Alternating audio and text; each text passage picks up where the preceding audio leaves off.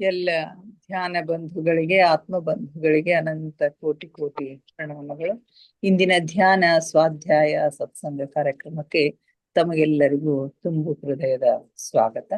ಮೊಟ್ಟ ಮೊದಲಿಗೆ ನಮ್ಮೆಲ್ಲರ ಧ್ಯಾನ ಗುರುಗಳಾದ ಪರಮ ಪೂಜ್ಯರಾದ ಆಂಟಿಬಯೋಟಿಕ್ ತೋತೆ ಬ್ರಹ್ಮರ್ಷಿ ಪಿತಾಮಹ ಡಾಕ್ಟರ್ ಸುಭಾಷ್ ರಾತ್ರಿ ಪತ್ರಿ ಒಂದು ಮುಂಜಾನೊಂದು ಚರಣಕಮಲಗಳಿಗೆ ವಂದಿಸುತ್ತಾ, ಗುರುಮಾತಾ ಸ್ವರ್ಣಮಾಲಾ ಅಮ್ಮನವರ ಪಾದಕಮಲಗಳಿಗೆ ನಮಿಸುತ್ತಾ, ನಮ್ಮೆಲ್ಲರ ಚೈತನ್ಯ ಶಕ್ತಿಯಾಗಿರ್ತಕ್ಕಂಥ ಮಹೋತಾರ್ ಬಾಬಾ ಅವರನ್ನ ಮಂದಿರದಲ್ಲಿ ಸ್ಮರಿಸುತ್ತಾ, ನನ್ನ ಗುರುಗಳಾದ ತಟವಾಲಿ ಬಾಬಾ, ಬರ್ಫಾನಿ ಬಾಬಾ, ಮಹದಾನಂದ ಬಾಬಾಜಿಯವರನ್ನ ನನ್ನ ಹೃದಯ ಮಂದಿರದಲ್ಲಿ ಸ್ಮರಿಸುತ್ತಾ, ನಮ್ಮ ಮಾರ್ಗದರ್ಶಕ ಗುರುಗಳಾದ ಡಾಕ್ಟರ್ ಜೀವಂದರ್ ಕೇತಪ್ಪ ಸರ್ ಅವರಿಗೆ ವಂದಿಸುತ್ತಾ, ಅಯ್ಯಪ್ಪ ಪಿಂಡಿ ಸರ್ ಅವರಿಗೆ ವಂದಿಸುತ್ತಾ, ಎಲ್ಲ ಆಸ್ಟ್ರಲ್ ಮಾಸ್ಟರ್ಸ್ ಗಳಿಗೆ, ಪಿರಮಿಡ್ ಮಾಸ್ಟರ್ಸ್ ಗಳಿಗೆ ವಂದಿಸುತ್ತಾ, ಸೀತಾ ಮಾತೆ, ಯಶೋಧರ ಮಾತೆ, ವಸುಂಧರ ಮಾತೆಯರಿಗೆ ವಂದಿಸುತ್ತಾ, ಅವರೆಲ್ಲರ ಚೈತನ್ಯ ಶಕ್ತಿಯೊಂದಿಗೆ ನಮ್ಮ ಚೈತನ್ಯ ಶಕ್ತಿಯನ್ನ ಅನುಸಂಧಾನಗೊಳಿಸುತ್ತಾ ನಾವಿಂದಿನ ಸ್ವಾಧ್ಯಾಯವನ್ನ ಆರಂಭಿಸೋಣ ಮಾಸ್ಟರ್ಸ್. ನಿಮಗೆಲ್ಲ ಗೊತ್ತಿರುವ ಹಾಗೆ ಆತ್ಮಾಯನದ ಸ್ವಾಧ್ಯಾಯದಲ್ಲಿ ನಾವು ಇದ್ದೇವೆ. 9ನೇ ಅಧ್ಯಾಯದಲ್ಲಿ ಇದ್ದೇವೆ. ಈ 9ನೇ ಅಧ್ಯಾಯದಲ್ಲಿ ಪೀಟರ್ ರೆಶ್ಲೋ ಅವರು ತಮಗೆ ಇರ್ತಕ್ಕಂಥ ಕೆಲವೊಂದು ಪ್ರಶ್ನೆಗಳನ್ನ ಸಿದ್ಧಪಡಿಸಿಕೊಂಡಿದ್ದಾರೆ. ಆ ಎಲ್ಲ ಪ್ರಶ್ನೆಗಳಿಗೆ ಆಚಾರ್ಯರು, ಭಾರತೀಯ ಗುರು ಮಿತ್ರ ಅಂತೇನ್ ಕರೀತಾ ಇದ್ದಾರಲ್ಲ, ಅವರು ಆ ಎಲ್ಲ ಪ್ರಶ್ನೆಗಳಿಗೆ ಉತ್ತರಗಳನ್ನ ಕೊಡ್ತಾ ಇದ್ದಾರೆ. ನಿನ್ನೆ ನಾವು ಇದರ ಒಂದು ಪ್ರಶ್ನೆಯನ್ನ ಚರ್ಚೆ ಮಾಡಿದ್ವಿ. ಅಂದ್ರೆ ಪಾರಂಪರಿಕ ಸ್ವರ್ಗ ಮತ್ತು ನರಕಗಳನ್ನ ಕುರಿತು ನಿಮ್ಮ ಅಭಿಪ್ರಾಯ ಏನು ಅಂತಕ್ಕಂತಹ ಸಂಗತಿಗೆ ಉತ್ತರವನ್ನ ಗುರುಗಳು ಕೊಟ್ಟಿದ್ರು. ಇವತ್ತು ಮುಂದಿನ ಪ್ರಶ್ನೆಯನ್ನ ತೆಗೆದುಕೊಳ್ಳೋಣ ಮಾಸ್ಟರ್ಸ್. 2ನೇ ಪ್ರಶ್ನೆ, ಸೂಕ್ಷ್ಮ ಜಗತ್ತಿನಲ್ಲಿ ಪಶು ಜೀವನ ಹಾಗೂ ಮನುಷ್ಯ ಜೀವನದಲ್ಲಿ ಏನು ಅಂತರವಿದೆ ಎಂಬುದನ್ನು ಹೇಳುತ್ತೇನೆಂದು ನಮ್ಮ 3ನೆಯ ಸಂಭಾಷಣೆಯಲ್ಲಿ ತಾವು ಹೇಳಿದ್ದೀರಿ, ದಯವಿಟ್ಟು ಈಗ ಹೇಳಿರಿ ಅಂತ ಹೇಳಿ ಕೇಳ್ತಾ ಇದ್ದಾರೆ. ಈ ಸೂಕ್ಷ್ಮ ಜಗತ್ತಿನಲ್ಲಿ ಪಶು ಜೀವನಕ್ಕೂ ಮತ್ತು ಮನುಷ್ಯ ಜೀವನಕ್ಕೂ ಏನು ವ್ಯತ್ಯಾಸ ಇದೆ, ಏನು ಅಂತರ ಇದೆ ಅಂತಕ್ಕಂಥದ್ದನ್ನ ನಮ್ಮ 3ನೇ ಒಂದು ಸಂಭಾಷಣೆಯಲ್ಲಿ ನೀವು ಹೇಳ್ತೀನಿ ಅಂತ ಹೇಳಿದ್ರಿ. ಅದಕ್ಕೆ ದಯವಿಟ್ಟು ಈಗ ಹೇಳ್ರಿ ಅಂತಕ್ಕಂಥ ಮಾತನ್ನ ಇಲ್ಲಿ ಪೀಟರ್ ರೆಶ್ಲೋ ಅವರು ಗುರುಗಳಿಗೆ ಕೇಳ್ತಾರೆ. ಆ ಪ್ರಶ್ನೆಗೆ ಉತ್ತರ ರೂಪವಾಗಿ ಗುರುಗಳು ಏನ್ ಹೇಳ್ತಾರೆ ಅಂತಂದ್ರೆ, ಸೂಕ್ಷ್ಮ ಲೋಕದಲ್ಲಿ ಪಶು ಹಾಗೂ ಮನುಷ್ಯ ಜೀವನದಲ್ಲಿ ಬಹಳಷ್ಟು ಅಂತರವಿದೆ ಅಂತ ಹೇಳ್ತಾರೆ. ಸೂಕ್ಷ್ಮ ಜಗತ್ತಿನಲ್ಲಿ ಅಥವಾ ಸೂಕ್ಷ್ಮ ಲೋಕದಲ್ಲಿ ಪಶು ಮತ್ತು ಮನುಷ್ಯ ಜೀವನದಲ್ಲಿ ಬಹಳಷ್ಟು ಅಂತರ ಇದೆ. ಮೊಟ್ಟ ಮೊದಲನೆಯ ಅಂತರ ಏನು ಅಂತಂದ್ರೆ, ಈ ಪಶುಗಳ ಜೀವನವನ್ನು ನೋಡಿದಾಗ ಸಾಮಾನ್ಯವಾಗಿ ಅವು 3ನೆಯ ವಲಯದಿಂದ ಮೇಲೆ ಇರುವುದಿಲ್ಲ. ಸೂಕ್ಷ್ಮ ವಲಯದ 3 ವಲಯಗಳ ವರೆಗೆ ಮಾತ್ರ ಅವು ಹೋಗ್ತವೆ. 3ನೇ ವಲಯದಿಂದ ಮೇಲೆ ಅವು ಹೋಗುವುದಿಲ್ಲ. ಆದ್ರೆ ಮನುಷ್ಯ ಈ ಮೇಲಿನ ವಲಯಗಳಲ್ಲಿ ಇರ್ತಾನೆ. ಎಲ್ಲಾ 7 ವಲಯಗಳಿಗೆ ಅವನು ಹೋಗ್ತಾನೆ. ಆದ್ರೆ ಪಶುಗಳು ಮಾತ್ರ ಕೇವಲ 3 ವಲಯಗಳಲ್ಲಿ ಇರ್ತವೆ. ಅವುಗಳಿಗೆ ಈ ಮೇಲಿನ ವಲಯಗಳಿಗೆ ಹೋಗ್ಲಿಕ್ಕೆ ಯಾವುದೇ ಆಸಕ್ತಿ ಇಲ್ಲ ಅಂತ ಹೇಳ್ತಾರೆ. ಕೆಲವೊಂದು ಸಾರಿ ಅಪವಾದ ಎನ್ನುವಂತೆ ಯಾರಾದ್ರೂ ಉನ್ನತ ವಲಯಗಳಿಗೆ ಹೋದಾಗ ತಮ್ಮೊಂದಿಗೆ ತಮ್ಮ ಮುದ್ದಿನ ಸಾಕು ಪ್ರಾಣಿಗಳನ್ನು ತೆಗೆದುಕೊಂಡು ಹೋಗ್ತಾರೆ. ಎಲ್ಲೋ ಒಂದು ಕಡೆ ಅಪವಾದ ಎನ್ನುವ ಹಾಗೆ ಈ ಮನುಷ್ಯರು ತಾವು ಹೋಗುವಾಗ, ಉನ್ನತ ಲೋಕಗಳಿಗೆ ಹೋಗುವಾಗ ತಮ್ಮ ಮುದ್ದಿನ ಸಾಕು ಪ್ರಾಣಿಗಳನ್ನು ಕೂಡ ತೆಗೆದುಕೊಂಡು ಹೋಗ್ತಕ್ಕಂಥ ಸಂಭವ ಎಲ್ಲೆಲ್ಲೋ ಅಪವಾದ ಅನ್ನೋ ಹಾಗೆ ಕಂಡು ಬರ್ತದ ಅಂತಕ್ಕಂಥ ಸಂಗತಿಯನ್ನು ಹೇಳ್ತಾರೆ. ಆದ್ರೆ ಭೌತಿಕ ಜೀವನದ ಸಮಾಪ್ತಿಯ ನಂತರ ಪ್ರಾಣಿಗಳು ಸೂಕ್ಷ್ಮ ಲೋಕದಲ್ಲಿ ಅತ್ಯಲ್ಪ ಸಮಯದವರೆಗೆ ಇರ್ತಾವು. ಅದು ಮನುಷ್ಯರು ಸೂಕ್ಷ್ಮ ಲೋಕದಲ್ಲಿ ಎಷ್ಟು ಬೇಕೋ ಅಷ್ಟು ಕಾಲ ಕಳೆಯಬಹುದು ಅಂತ ಹೇಳ್ತಾರೆ. ಆದ್ರೆ ಪ್ರಾಣಿಗಳಿಗೆ ಹಾಗಿಲ್ಲ. ಈ ಪ್ರಾಣಿಗಳು ಸೂಕ್ಷ್ಮ ಲೋಕದಲ್ಲಿ ಅತ್ಯಲ್ಪ ಸಮಯದವರೆಗೆ ಮಾತ್ರ ಇರ್ತಾವು. ಭೌತಿಕವಾಗಿರ್ತಕ್ಕಂಥ ಒಂದು ಜೀವನ ಸಮಾಪ್ತಿಯಾದಾಗ, ಭೌತಿಕ ದೇಹವನ್ನ ತ್ಯಾಗ ಮಾಡಿದ ನಂತರ ಸೂಕ್ಷ್ಮ ಲೋಕದಲ್ಲಿ ಈ ಪ್ರಾಣಿಗಳು ಬಹಳ ಕಡಿಮೆ ಅವಧಿಗೆ ಇರ್ತಾವು ಅಂತ ಹೇಳ್ತಾರೆ. ಹೆಚ್ಚು ಅಂತಂದ್ರೆ 10 ಅಥವಾ 15 ವರ್ಷಗಳಿಗಿಂತ ಹೆಚ್ಚಿಗೆ ಎಂದು ಅಲ್ಲಿ ಇರುವುದಿಲ್ಲ ಅಂತ ಹೇಳ್ತಾರೆ. ಪಶು ಕೂಡ ಒಂದು ಭಾಗವಾಗಿರುವಂತಹ ಸಮೂಹ ಚೇತನಕ್ಕೆ ಹೊಸ ಪಶು ಶರೀರದಲ್ಲಿ ಜನ್ಮ ಪಡೆಯುವ ಸಮಯ ಬಂದಾಗ ಇಲ್ಲಿಯವರೆಗೆ ಸೂಕ್ಷ್ಮ ಲೋಕದಲ್ಲಿ ಬೇರೆ ಬೇರೆ ರೂಪದಲ್ಲಿ ಜೀವಿಸುತ್ತಿರುವಂತಹ ಪಶು ಜೀವಗಳ ಅಂಶಗಳು ಮತ್ತೊಮ್ಮೆ ಸಮೂಹ ಚೇತನದಲ್ಲಿ ಮರಳಿ ಬರುತ್ತವೆ ಅಂತ ಹೇಳ್ತಾರೆ. ಯಾವಾಗ ಪಶುಗಳಿಗೆ ಸ್ವತಂತ್ರ ಅಸ್ತಿತ್ವ, ಸ್ವತಂತ್ರ ಚೇತನ ಅಂತಕ್ಕಂಥದ್ದು ಇರೋದಿಲ್ಲ. ಅವೆಲ್ಲವುಗಳು ಸಮೂಹ ಚೇತನದ ನಿಯಂತ್ರಣದಲ್ಲಿ ಇರ್ತಾವು. ಅವುಗಳಿಗೆ ಸಮೂಹ ಚೇತನದೊಳಗ ಇರ್ತಾವು ಅಂತ ಹೇಳ್ತೀವಿ. ಯಾವಾಗ ಪಶುಗಳು ಹೊಸ ಶರೀರವನ್ನ ಪಡೆಯಬೇಕು ಅಂತ ಹೇಳಿ ಏನಂತಾರಲ್ಲ, ಸೂಕ್ಷ್ಮ ಲೋಕದಿಂದ ಈ ಭೂಮಿಗೆ ಬರಬೇಕು ಅಂತ ಅನ್ಕೊಂಡಂತ ಒಂದು ಸಂದರ್ಭದಲ್ಲಿ ಅವು ಮತ್ತೆ ಆ ಸಮೂಹ ಚೇತನಕ್ಕೆ ಒಳಗಾಗ್ತಾವು ಅಂತ ಹೇಳ್ತಾರೆ. ಸೂಕ್ಷ್ಮ ಲೋಕದಲ್ಲಿ ಬೇರೆ ಬೇರೆ ರೂಪದಲ್ಲಿ ಜೀವಿಸ್ತಕ್ಕಂಥ ಪಶು ಅಂಶಗಳು ಮತ್ತೊಮ್ಮೆ ಸಮೂಹ ಚೇತನದಲ್ಲಿ ಮರಳಿ ಬರ್ತಾವು. ಸೂಕ್ಷ್ಮ ಲೋಕದಲ್ಲಿ ಇದ್ದಾಗ ಅವು ಬೇರೆ ಬೇರೆ ರೂಪದಲ್ಲಿ ಜೀವಿಸ್ತಾ ಇರ್ತಾವು. ಅವರು ಯಾವಾಗ ಪ್ರಾಣಿಗಳು ಮತ್ತೆ ಭೂಮಿಯ ಮೇಲೆ ಜನ್ಮ ತೆಗೆದುಕೊಳ್ಬೇಕು ಅಂತ ಹೇಳಿ ಡಿಸೈಡ್ ಮಾಡ್ತಾರಲ್ಲ, ಆಗ ಅವು ಮತ್ತೆ ಸಮೂಹ ಚೇತನಕ್ಕೆ ತೆರಳಬೇಕಾಗ್ತದ. ಆಮೇಲೆ ಅವುಗಳ ಭಿನ್ನ ಅಸ್ತಿತ್ವ ಸಮಾಪ್ತಿ ಆಗ್ತದ. ಬೇರೆ ಬೇರೆ ಅಸ್ತಿತ್ವ ಅಂತಕ್ಕಂಥದ್ದು ಏನಿರ್ತದಲ್ಲ ಅದು ಸಮಾಪ್ತಿ ಆಗ್ತದ. ಸಮೂಹ ಚೇತನದ ಎಲ್ಲ ಅಂಶಗಳು ಅದರಲ್ಲಿ ಮರಳಿ ಬಂದಾಗ ಅವು ವಿಭಿನ್ನ ಅನುಭವಗಳ ರಂಗಿನಿಂದ ರಂಗಾಗುತ್ತವೆ. ಇಲ್ಲಿ ಮತ್ತೊಮ್ಮೆ ಎಲ್ಲ ಅಂಶಗಳು ಸಮೂಹ ಚೇತನಕ್ಕೆ ಮರಳಿ ಬಂದಂತ ಸಂದರ್ಭದಲ್ಲಿ ವಿಭಿನ್ನ ಅನುಭವಗಳು, ಬೇರೆ ಬೇರೆ ಅನುಭವಗಳು ಏನಿರ್ತಾವಲ್ಲ ಅದರಿಂದ ರಂಗಾಗುತ್ತವೆ ಮತ್ತು ಸಮೂಹ ಚೇತನವಾಗಿ ಅವು ಮಾರ್ಪಾಡಾದಂತಹ ಜೀವನ ಶಕ್ತಿಯು ಮತ್ತೆ ವಿಭಜನೆಗೊಳ್ಳುತ್ತದೆ. ಆ ರೀತಿ ಸಮೂಹ ಚೇತನವಾಗಿ ಮಾರ್ಪಾಟಾಗಿರ್ತಕ್ಕಂತಹ ಜೀವನ ಶಕ್ತಿ ಮತ್ತೆ ವಿಭಜನೆಗೊಂಡು ಅದರ ಪ್ರತಿಯೊಂದು ಅಂಶದಿಂದ ಒಂದೊಂದು ಭಿನ್ನ ಪಶು ಜೀವ ಸಜೀವಗೊಂಡು ಮತ್ತೆ ಹೊಸ ಶರೀರಗಳ ರೂಪದಲ್ಲಿ ಇನ್ನಷ್ಟು ಅನುಭವವನ್ನ ಪಡೀತಾವು. ಭೂಮಿಯಲ್ಲಿ ಬಂದಾಗ ಆ ಸಮೂಹ ಚೇತನ ಏನಂತ ಇರ್ತದಲ್ಲ ಅದು ವಿಭಜನೆಗೊಂಡು ಪ್ರತಿಯೊಂದು ಅಂಶಗಳಿಂದ ಒಂದೊಂದು ಭಿನ್ನ ಪಶುಗಳ ಒಂದು ಜೀವ ಸಜೀವಗೊಂಡು ಅವು ಮತ್ತೆ ಹೊಸ ಶರೀರ ರೂಪದಲ್ಲಿ ಇನ್ನಷ್ಟು ಅನುಭವವನ್ನ ಪಡೀತಾವು ಅಂತಕ್ಕಂಥ ಒಂದು ಮಾತನ್ನು ಹೇಳ್ತಾರೆ. ನಾನು ಮೊದಲೇ ಹೇಳಿದಂತೆ ಸಮೂಹ ಚೇತನವು ಮನುಷ್ಯನಾಗುವುದಕ್ಕೆ ತಯಾರಾಗುವವರೆಗೆ ಇದು ನಡೀತಾನೆ ಇರುತ್ತೆ. ಈ ಒಂದು ಕ್ರಿಯೆ ಅಂತಕ್ಕಂಥದ್ದು ಅಂದ್ರೆ ಆ ಪ್ರಾಣಿಗಳು ಮತ್ತೆ ಭೂಮಿಯ ಮೇಲೆ ಜೀವವನ್ನ ತೆಗೆದುಕೊಳ್ಬೇಕು ಅಂತಂದಾಗ ಅವು ಸಮೂಹ ಚೇತನಕ್ಕೆ ಪರಿವರ್ತನೆ ಆಗ್ಬೇಕು. ಆ ಸಮೂಹ ಚೇತನಗಳು ಮತ್ತು ವಿಭಜನೆಗೊಂಡು ಮತ್ತೆ ಬೇರೆ ಬೇರೆ ಜೀವವನ್ನ ತೆಗೆದುಕೊಂಡು ಅವು ಭೂಮಿಗೆ ಬರ್ಬೇಕಾಗುತ್ತೆ. ಸೊ ಈ ಒಂದು ಕ್ರಿಯೆ ಅಂತಕ್ಕಂಥದ್ದು ಅವು ಮನುಷ್ಯ ಜನ್ಮಕ್ಕೆ ಬರುವವರೆಗೇನು ಹಾಗೆ ನಡೀತಾನೆ ಇರ್ತದೆ ಅಂತಕ್ಕಂಥ ಮಾತನ್ನ ಹೇಳ್ತಾರೆ. ಒಂದು ಪಶುವು ಹೃದಯಾಘಾತದಿಂದ ಮರಣ ಹೊಂದಿದ್ದರೂ ಕೂಡ ಸೂಕ್ಷ್ಮ ಲೋಕದಲ್ಲಿ ಕಳೆದಂತಹ ಕೆಲವು ವರ್ಷಗಳು ಆ ಪ್ರಾಣಿಯ ಬಹು ಉತ್ತಮವಾಗಿರ್ತಕ್ಕಂತಹ ಸಮಯ ಆಗಿದೆ. ಒಟ್ಟಿನಲ್ಲಿ ಸೂಕ್ಷ್ಮ ಲೋಕದಲ್ಲಿ ಮಾನವರಿಗೆ ಆಗ್ಲಿ ಅಥವಾ ಪ್ರಾಣಿಗಳಿಗೆ ಆಗ್ಲಿ ಉತ್ತಮ ಜೀವನ ಸಿಗ್ತದ ಅಂತಕ್ಕಂಥದ್ದು ಇದರಿಂದ ನಮ್ಗೆ ಗೊತ್ತಾಗತ್ತೆ. ಅಲ್ಲಿ ಯಾವುದೇ ಅಲ್ಲ ಪ್ರಾಣಿಗಳಿಗೆ ಆಗ್ತವ್ರು. ಪಶು ಹೃದಯಾಘಾತದಿಂದ ಅದು ಮರಣವನ್ನ ಹೊಂದಿದಾಗ ಅದು ಅಲ್ಪ ಅವಧಿಯಲ್ಲಿ ಸೂಕ್ಷ್ಮ ಲೋಕದಲ್ಲಿ ಇರುತ್ತೆ ಅಂತ ಹೇಳ್ತಾರಲ್ಲ, ಆ ಅವಧಿ ಎಷ್ಟು ವರ್ಷ ಅಲ್ಲಿ ಇರ್ತದಲ್ಲ ಅದಕ್ಕೆ ಒಳ್ಳೆಯ ಒಂದು ಬದುಕು, ಒಳ್ಳೆಯ ಜೀವನ ಅಲ್ಲಿ ಸಿಗುತ್ತದ ಅಂತ ಹೇಳ್ತಾರೆ. ಅದರ ಹೇಗೆ ಅನುಭವ ಆಗ್ತದ ಅಂತಂದ್ರೆ, ಸೂಕ್ಷ್ಮ ಲೋಕದಲ್ಲಿ ಇರ್ತಕ್ಕಂಥ ಅಲ್ಪ ಅವಧಿಯ ಅನುಭವ ಹೆಂಗಾಗ್ತದ ಅಂತಂದ್ರೆ, ಮಾಲೀಕನು ದೀರ್ಘ ಸಮಯದವರೆಗೆ ಯಾತ್ರೆಗೆ ಹೋಗುವ ಮುನ್ನ ನಮ್ಮ ಸಾಕು ಪ್ರಾಣಿಗಳಿದ್ದಾಗ ನಾವು ಯಾವ್ದಾದ್ರು ಒಂದು ಯಾತ್ರೆಗೆ ದೀರ್ಘ ಅವಧಿಯವರೆಗೆ ತಿಂಗಳಾನುಗಟ್ಲೆ ಹೋಗ್ತಕ್ಕಂತಹ ಒಂದು ಸಂದರ್ಭದಲ್ಲಿ ಅವುಗಳನ್ನ ನಮಗೆ ಪರಿಚಿತ ಇರ್ತಕ್ಕಂತಹ ವ್ಯಕ್ತಿಗಳಲ್ಲಿ ಅಥವಾ ಆ ಪ್ರಾಣಿಗೆ ಅಪರಿಚಿತ ಇರ್ತಕ್ಕಂತಹ ವ್ಯಕ್ತಿಗಳ ಮನೆಯಲ್ಲಿ ಬಿಟ್ಟು ಹೋದಾಗ ಯಾವ ರೀತಿಯ ಒಂದು ಅನುಭವ ಆಗ್ತಾ ಇರುತ್ತೋ ಅಂಥದೇ ಅನುಭವ ಅಲ್ಲಿ ಆಗ್ತಾ ಇರ್ತದ ಅಂತಕ್ಕಂಥ ಮಾತಲ್ಲಿ ಹೇಳ್ತಾರೆ. ಅಪರಿಚಿತರ ಹತ್ತಿರ ಬಿಟ್ಟು ಹೋದಾಗ ಇಂಥ ಸ್ಥಿತಿ ನಿರ್ಮಾಣ ಆಗ್ತದ ಅಂತ ಹೇಳ್ತಾರೆ. ಆದ್ರೆ ಆ ಪಶು ಶೀಘ್ರವೇ ತನಗಾಗಿ ಹೊಸ ಮನೆಯನ್ನ ಹುಡುಕೊಳ್ಬೇಕಾಗುತ್ತದ. ಸೊ ಅಂಥ ಸಂದರ್ಭದಲ್ಲಿ ಆ ಅನುಭವವನ್ನ ಪಡೆದರೂ ಕೂಡ ಶೀಘ್ರವೇ ತನ್ನದೇ ಆಗಿರ್ತಕ್ಕಂತಹ ಮನೆಯನ್ನ ಅದು ಹುಡುಕೊಳ್ತದ, ತನ್ನದೇ ಆಗಿರ್ತಕ್ಕಂತಹ ಮಾಲೀಕನನ್ನ ಹುಡುಕೊಳ್ಬೇಕಾಗ್ತದ ಅಂತ ಹೇಳ್ತಾರೆ. ಸೂಕ್ಷ್ಮ ಲೋಕದಲ್ಲಿ ನಾಯಿಯು ಊಟದ ಬಯಕೆಯನ್ನು ಹೊಂದುವುದು ಕಂಡು ಬರುವುದಿಲ್ಲ. ಯಾಕಂದ್ರೆ ಸೂಕ್ಷ್ಮ ಜಗತ್ತಿನಲ್ಲಿ ಹಸಿವೆ ಇಲ್ಲ, ನೀರಡಿಕೆ ಇಲ್ಲ. ಆದ್ರೂ ಕೂಡ ಮಾನವ ಏನ್ ಮಾಡ್ತಾನೆ, ತಿನ್ನುವುದನ್ನ ಹಾಗೆ ಮಾಡ್ತಾ ಇರ್ತಾನೆ. ಯಾಕಂದ್ರೆ ಅದು ಅವನಿಗೆ ರೂಢಿಯಾಗ್ಬಿಟ್ಟಿರ್ತದ. ಆದ್ರೆ ತಿನ್ನುತ್ತಿರುವ ಕುಡಿಯುತ್ತಿರುವ ಮನುಷ್ಯರನ್ನ ನಾವು ನೋಡ್ತೀವಿ ಸೂಕ್ಷ್ಮ ಲೋಕದಲ್ಲಿ. ಹಸಿವೆ ಇಲ್ಲ, ನೀರಡಿಕೆ ಇಲ್ಲ ಅಂದ್ರೂ ಕೂಡ ತಿನ್ನುವುದರಲ್ಲಿ ತೊಡಗಿರ್ತಕ್ಕಂಥ, ಪಾನೀಯಗಳನ್ನ ಕುಡಿಯೋದ್ರಲ್ಲಿ ತೊಡಗಿರ್ತಕ್ಕಂಥ ಮಾನವರನ್ನ ನಾವು ಕಾಣ್ತೀವಿ. ಯಾಕಂದ್ರೆ ಅವ್ರಿಗೆ ಕೇವಲ ಅದೊಂದು ಅಭ್ಯಾಸವಾಗಿ ಬಿಡುತ್ತೆ. ಊಟ ಮಾಡೋದು, ನೀರು ಕುಡಿಯೋದು ಅದೊಂದು ಅಭ್ಯಾಸ ಆಗಿಬಿಡುತ್ತದೆ. ಆ ಅಭ್ಯಾಸ ಬಲದಿಂದ ಆ ಕೆಲಸವನ್ನು ಅವ್ರು ಮಾಡ್ತಾ ಇರ್ತಾರೆ. ಆದ್ರೆ ನಾಯಿ, ಬೆಕ್ಕುಗಳು ತಮಗೆ ಹಸಿವು ಆದಾಗ ಮಾತ್ರ ತಿಂತಾವು. ಕೇವಲ ತಿನ್ನುವುದಕ್ಕಾಗಿ ಅವು ತಿನ್ನುವುದಿಲ್ಲ ಅಂತ ಹೇಳ್ತಾರೆ. ಆಸೆಯಿಂದ ಅವು ತಿನ್ನುವುದು ಅತ್ಯಂತ ವಿರಳ.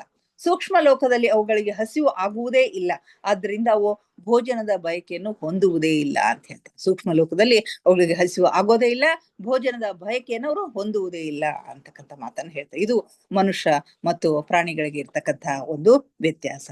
ಇನ್ನು ಬೇಟೆ ನಾಯಿಗಳು, ಬೇಟೆಯಾಡುವ ಒಂದು ಹವ್ಯಾಸ ಇರ್ತಕ್ಕಂಥ ನಾಯಿಗಳು, ಅವುಗಳಿಗೆ ಜೀವಿತ ಕಾಲದಲ್ಲಿ ಬೇಟೆಯಾಡುವ ತರಬೇತಿಯನ್ನ ನೀಡುತ್ತಾರೆ. ವಿಶಿಷ್ಟವಾಗಿರ್ತಕ್ಕಂಥ ತರಬೇತಿಯನ್ನ ಅವರು ನೀಡಿರ್ತಾರೆ. ಯಾಕಂದ್ರೆ ನಾಯಿಗಳು ಕೆಲವೊಂದು ವಿಶಿಷ್ಟವಾಗಿರ್ತಕ್ಕಂಥ ಕೆಲಸಗಳನ್ನ ಮಾಡ್ತಾ ಇರ್ತವೆ. ಬೇಟೆ ಆಡ್ತಕ್ಕಂಥ ನಾಯಿಗಳಿಗೆ ಬೇಟೆ ಆಡ್ತಕ್ಕಂಥ ತರಬೇತಿಯನ್ನು ನೀಡಲಾಗಿರುತ್ತೆ. ಅವು ಮರಣದ ನಂತರವೂ ಕೂಡ ಅದನ್ನೇ ಮಾಡ್ಲಿಕ್ಕೆ ಅವರು ಇಷ್ಟಪಡ್ತಾ ಇರ್ತಾರೆ.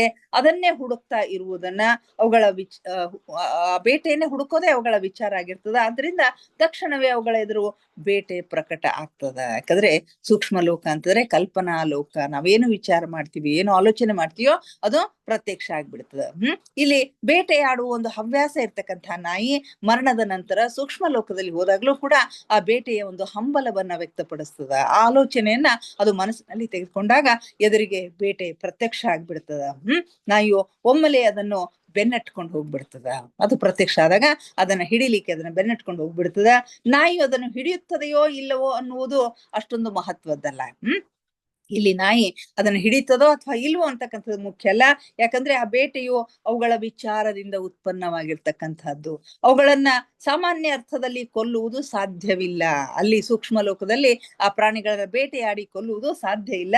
ಆದ್ರೆ ನಾಯಿಗೆ ಅದನ್ನು ಬೆನ್ನಟ್ಟುವುದರಲ್ಲಿ ಏನೋ ಒಂದು ರೀತಿಯ ಆನಂದ ಸಿಗ್ತದ, ಸಂತೋಷ ಸಿಗ್ತದ. ಹೀಗಾಗಿ ಆನಂದ ಪೂರ್ವಕವಾಗಿ ಅದು ಜೀವಿಸ್ತದ ಅಂತಕ್ಕಂಥ ಮಾತನ್ನ ಹೇಳ್ತಾರೆ. ಸೊ ಇದು ಪ್ರಾಣಿಗಳಿಗೂ ಮತ್ತು ಮನುಷ್ಯರಿಗೂ ಇರ್ತಕ್ಕಂಥ ಒಂದು ವ್ಯತ್ಯಾಸ.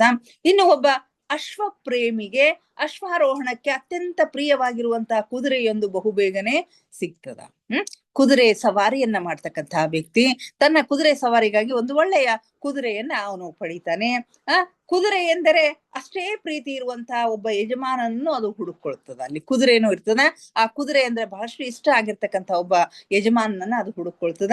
ಕುದುರೆ ಮತ್ತು ಯಜಮಾನ ಇಬ್ಬರು ಪರಸ್ಪರ ಲಾಭ ಮತ್ತು ಆನಂದವನ್ನ ಹೊಂದುವುದು ಇದೇ ರೀತಿ ಮುಂದುವರಿತದ. ಯಾಕಂದ್ರೆ ಕುದುರೆ ಅಂತಂದ್ರೆ ಆ ವ್ಯಕ್ತಿಗೆ ಬಹಳಷ್ಟು ಖುಷಿಯನ್ನ ಕೊಡ್ತಕ್ಕಂಥದ್ದು. ಆ ಕುದುರೆಯು ಕೂಡ ಒಬ್ಬ ಯಜಮಾನನನ್ನ ಹುಡುಕೊಂಡಿರುತ್ತೆ. ಇಬ್ಬರಿಗೂ ಆ ಕುದುರೆ ರೈಡಿಂಗ್ ಅನ್ನ ಮಾಡೋದ್ರಿಂದ, ಸವಾರಿಯನ್ನ ಮಾಡೋದ್ರಿಂದ ಇಬ್ಬರಿಗೂ ಪರಸ್ಪರ ಲಾಭ ಆಗ್ತಾ ಇರುತ್ತೆ. ಹೀಗೆ ದಿನಗಳು ಮುಂದುವರಿತಾ ಇರ್ತಾವು. ಯಾವುದಾದ್ರೂ ಒಂದು ಕಾರಣಕ್ಕೆ ತನ್ನ ಪ್ರೀತಿಯ ಪ್ರಾಣಿಯು ಮರಣ ಹೊಂದಿದಾಗ, ಆ ಕುದುರೆಯು ಯಾವುದೋ ಕಾರಣದಿಂದ ಅಕಸ್ಮಾತ್ ಆಗಿ ಮರಣ ಹೊಂದಿದಾಗ ಅದರ ಮಾಲೀಕನು ಅದರ ಕುರಿತು ಬಹಳಷ್ಟು ಚಿಂತಿತನಾಗ್ತಾನೆ. ಅವನಿಗೆ ಬಹಳಷ್ಟು ಚಿಂತೆ ಆಗತ್ತೆ. ತನ್ನ ಅತ್ಯಂತ ಪ್ರೀತಿಯ ಕುದುರೆ ಮರಣ ಹೊಂದಿತು ಅಂತ ಹೇಳಿ ಅವ್ನು ಬಹಳಷ್ಟು ಚಿಂತೆ ಮಾಡ್ತಾನೆ. ಇದೇ ಜೀವನ ಶೈಲಿ ಎರಡೂ ಕಡೆಗೆ ನಡೀತದ. ಆ ಕಡೆ ಇವನಿಗೂ ಚಿಂತೆ ಆಗ್ತದ, ಆ ಕಡೆ ಆ ಕುದುರೆಗೂ ಕೂಡ ಮಾಲೀಕನನ್ನ ಕಳೆದುಕೊಂಡಿರ್ತಕ್ಕಂತಹ ಒಂದು ಚಿಂತೆ ಆಗ್ತದ.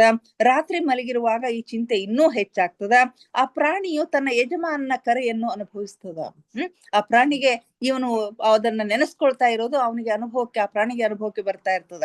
ಹಾಗೂ ಒಮ್ಮೊಮ್ಮೆ ತನ್ನ ಮಾಲೀಕನನ್ನು ಸಂಪರ್ಕಿಸಿ ಕೆಲವು ಗಂಟೆಗಳವರೆಗೆ ಅವನೊಂದಿಗೆ ಇರುತ್ತದೆ.